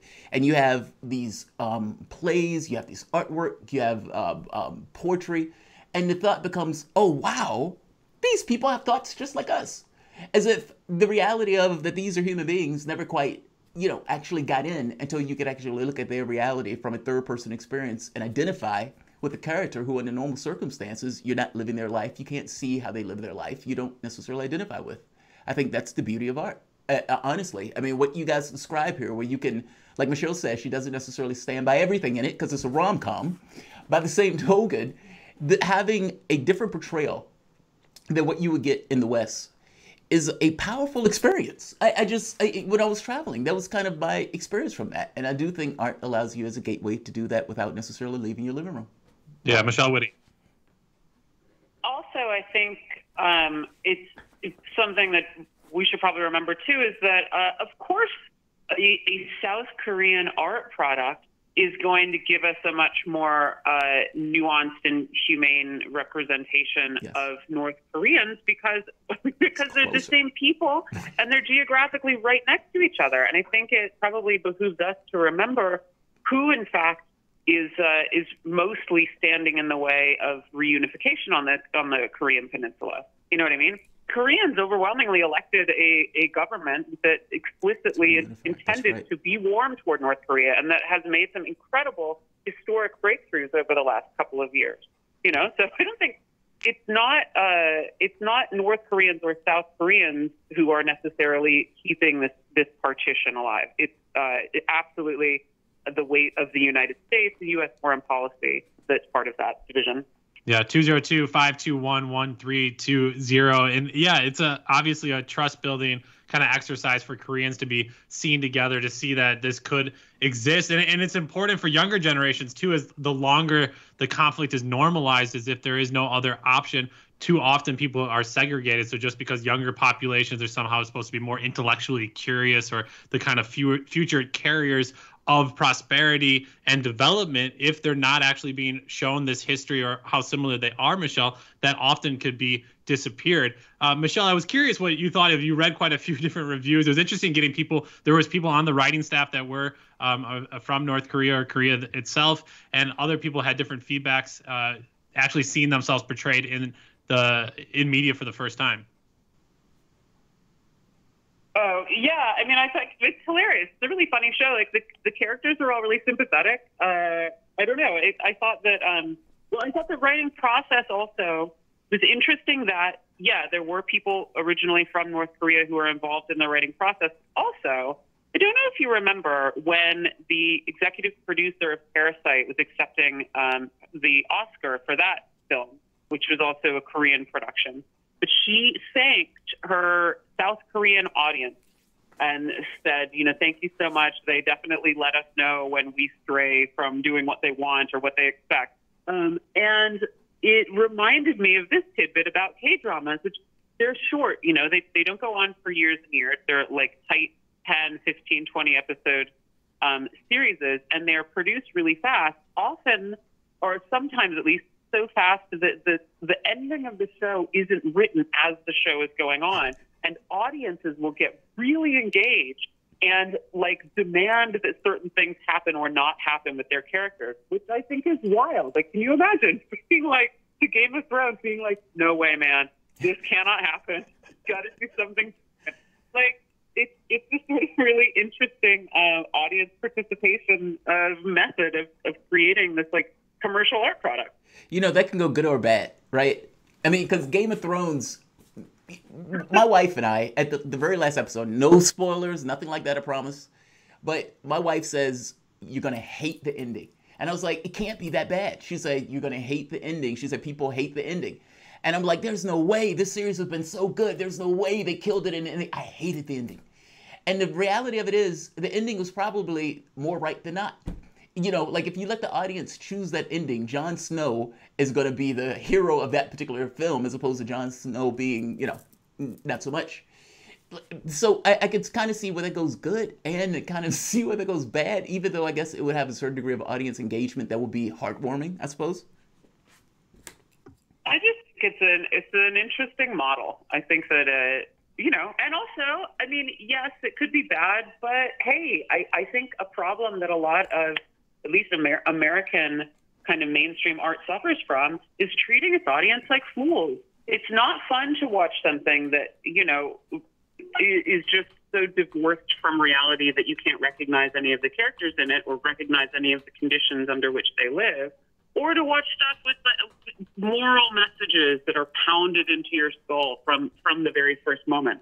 So, like, maybe it's a way of trusting your audience and you know, thinking like, sure, they can handle something with some nuance in it. They're going to recognize what I'm trying to say to them, and maybe they'll tell me when I start to do something incredibly stupid. Yeah, I mean, the celebritization and the monetizing of American art, unfortunately, has led to the co-optation of it by many different people. And I think of Hollywood here, they listen more to the military-industrial complex and the Pentagon to put out these cool, high-powered, blowing up explosion commercial and ads for the U.S. military much more frequently than they're listening to the audience saying, what is it that the American people want to be talking about right now, and how do we rip the Band-Aid off? You'll get some pieces that are think pieces that try to address race, but all of those are defanged in many ways. They're not going to actually stir the masses, and the masses obviously aren't being listened to in any larger national level. A lot of that media is then pumped around the globe, and so it's pretty amazing that we live in a time right now that media is actually able to reach us from other countries, and we're actually able to take in a show like this, Michelle. I thought that was really powerful. I know, in a related note, the first time I met somebody from Gaza, I was so like mystified by it because I had only talked about these people in textbooks or talked about the hypotheticals in these different contexts. It's so urgent and necessary that those we speak about and kind of mystifies as the Koreans are actually given that agency. And I thought this show for that was really a neat moment, both in time and place. Agreed. Yeah, absolutely. I'm going to watch, I hope you watch all of it now because it is really fun. Well, I'm on board. I know my wife was as well. It was a great recommendation. So if you get the chance, head over to Netflix to check out the new K-drama Crash Landing on You. With that, we will turn to a break before coming back to talk about the latest from Israel's power sharing agreement. Spoiler alert here. Netanyahu's still in charge. You're listening to Political Misfits on Radio Sputnik live in D.C. We're back after this.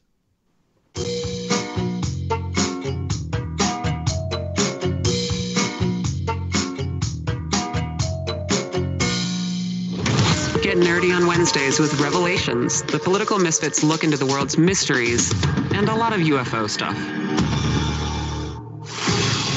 Tune in to Loud and Clear with Brian Becker for the latest news, commentary, and political analysis. What's really behind the political and social crisis gripping the United States and the world? Forget the spoon-fed soundbites from the pundits who know so little about so much. We bring you independent experts, analysts, and activists. Learn what really makes the decision makers take from the boardrooms of Wall Street to the West Wing of the White House. Here is where the people fighting for change speak and are heard loud and clear 5 days a week on Radio Sputnik and SputnikNews.com.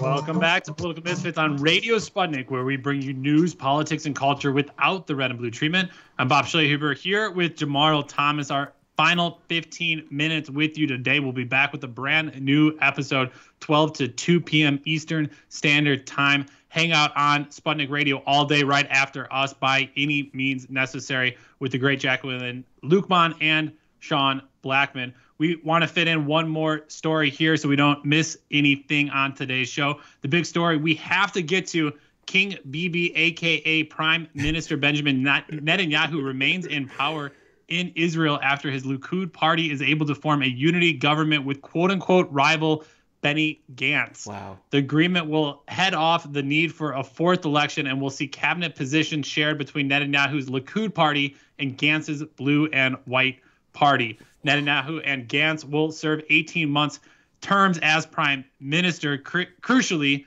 Netanyahu will be prime minister for the first 18 months of the 3-year deal, meaning he will be the head of government during his impending corruption trial. It also means Netanyahu can veto any new attorney general or state prosecutor. Here to talk more about this and much more is political analyst, writer, and president of Rethinking Foreign Policy, Mitchell Plitnick. Mitchell, thanks for being back with us.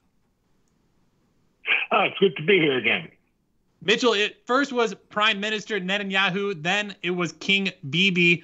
At this rate, we may end up calling him Saint Benjamin, as somehow Netanyahu pulls off yet another political miracle to stay in power.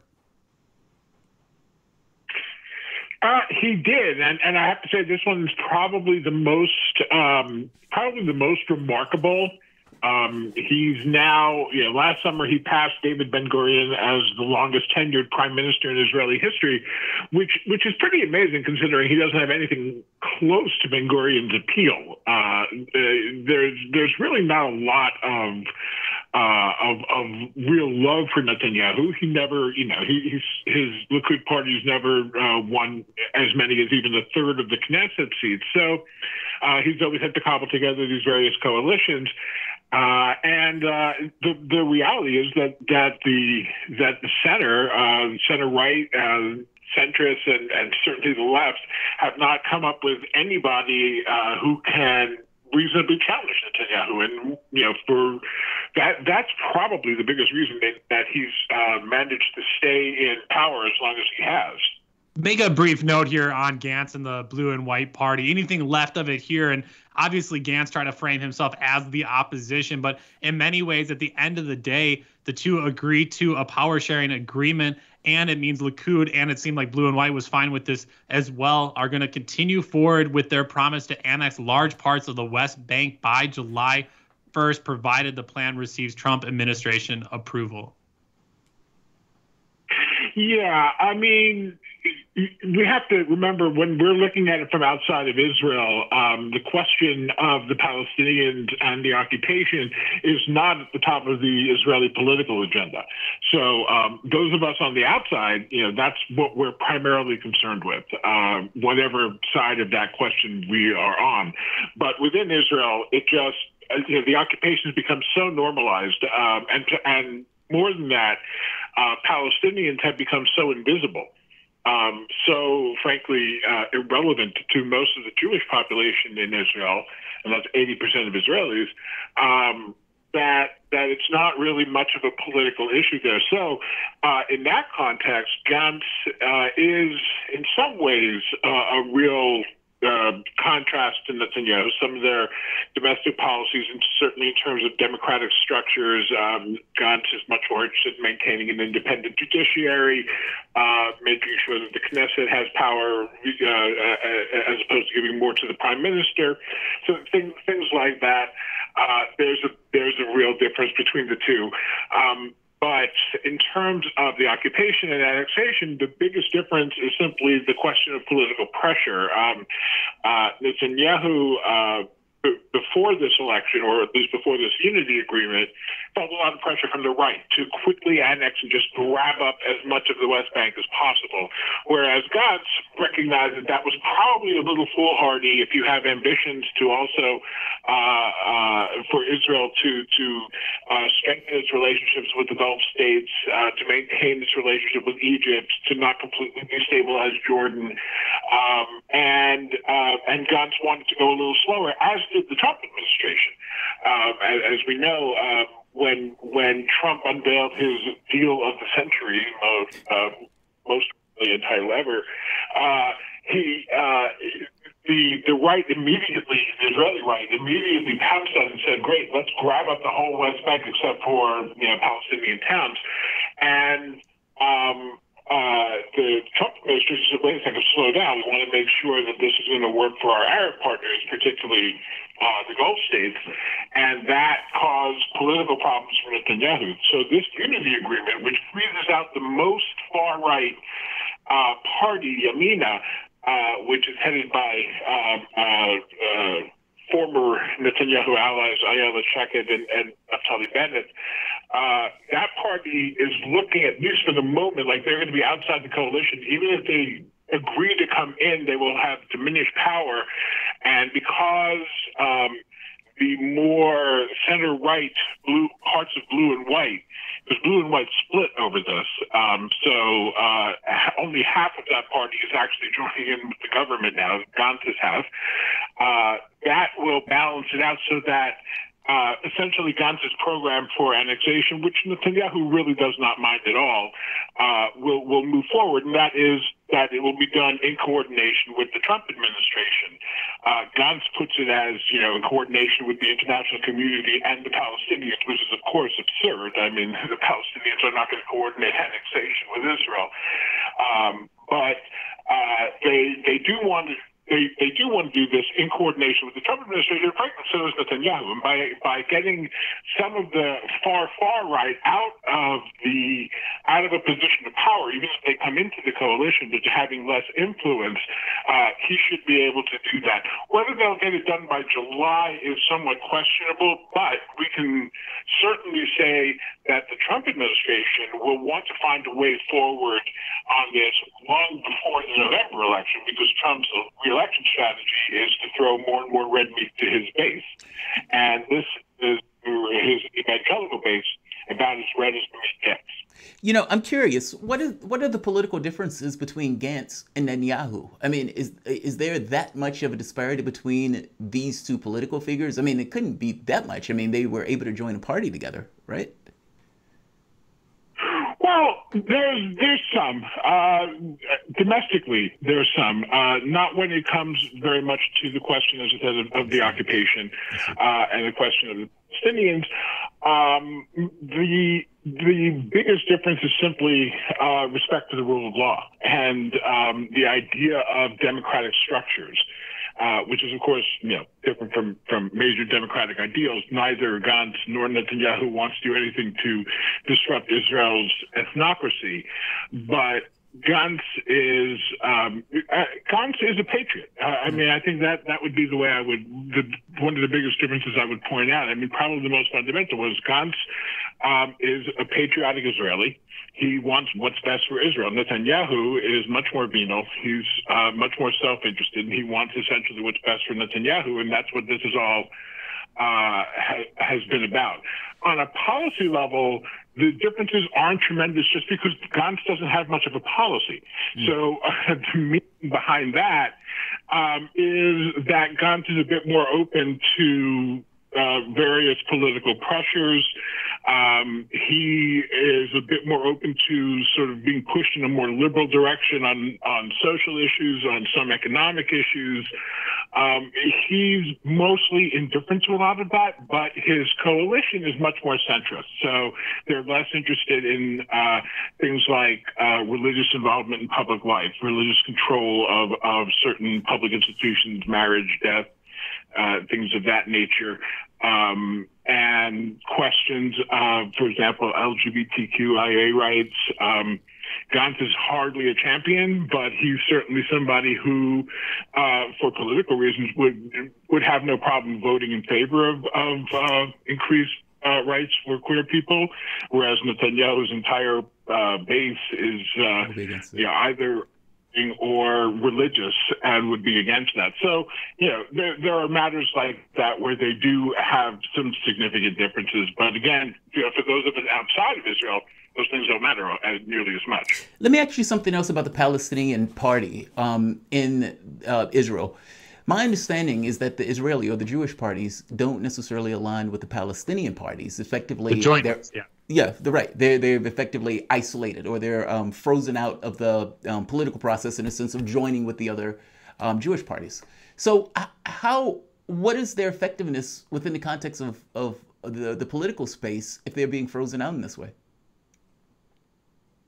Well, they cannot. They're frozen out in a sort of informal way, right? There's nothing legal that prevents them from being part of a government, but the Joint List, which is the various three Palestinian parties and one Jewish and Palestinian joint party, that's also a communist party. Those four came together for the Joint List, and the Joint List ended up being the third largest party in the Knesset in this election. It's a pretty powerful bloc because it's more than 10% of the whole Knesset. So those votes matter. Excuse me. And so they even though they're not going to join into a government, the idea was that they could support a Gantz-led government that would get Netanyahu out from outside of the government. In other words, they would defend it against no confidence votes because there was an alignment that could conceivably have added up to a majority, 61 out of the 120 Knesset seats. So that gives them some political power they haven't had in the past. So, it also holds some promise for the future. There is a left-wing Zionist party, Meretz, that I think would be well advised to join up with the Joint List, and I think could find a lot of common ground. There's a small party, but this past election saw a pretty significant jump in the number of Jewish Israelis who voted for the Joint List. So that, to me, if there is no real left in Israel without the Palestinian parties. I mean, that is the only place where there's a real basis for a progressive left-wing movement in Israel. So I want to ask you, Mitchell, I guess I want to ask you here to look into the future. 18 months from now, is the Joint List still working together as one unified party? And second question, if you can look into your magic ball with a minute left here, does Gantz actually get his turn at being prime minister? The Joint List is unstable. So at the same time as there's clearly an interest in them staying together, and if they did that, I think they could build their support. I wouldn't bet on it. What I would bet on is that I would say there's almost no chance that this government's going to survive 18 months so that Gantz will get his turn. Even though Netanyahu built in a backdoor so that there's a way for him to stay in government, even if that does happen as a deputy prime minister. But I'm pretty sure he's going to spend most of his time for the next year and a half trying to find a way to hold on to the prime minister's office all by himself. Wow. Yeah, I mean, it seemed remarkable that Gantz even entered into this deal, maybe just didn't want to go down in history of causing the fourth election and then whatever it meant to have an election during the coronavirus, or Netanyahu offered him something that we'll never know about. But an interesting suicide politically there for Gantz. I don't think, as you said, Mitchell, he'll be prime minister come 18 months from now. With that, we are out of time. Big thank you to the political analyst, writer, and president of Rethinking Foreign Policy, Mitchell Plitnick, for being with us. Mitchell, really appreciate it. It's glad to be here.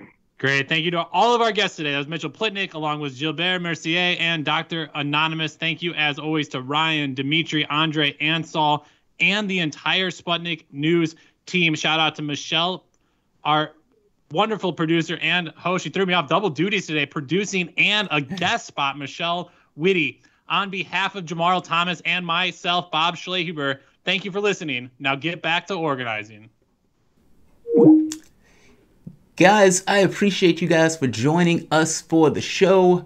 You guys will probably see me later on this evening. We're about to have a call, but like, share, subscribe, Political Misfits, Monday through Friday, etc., etc., etc.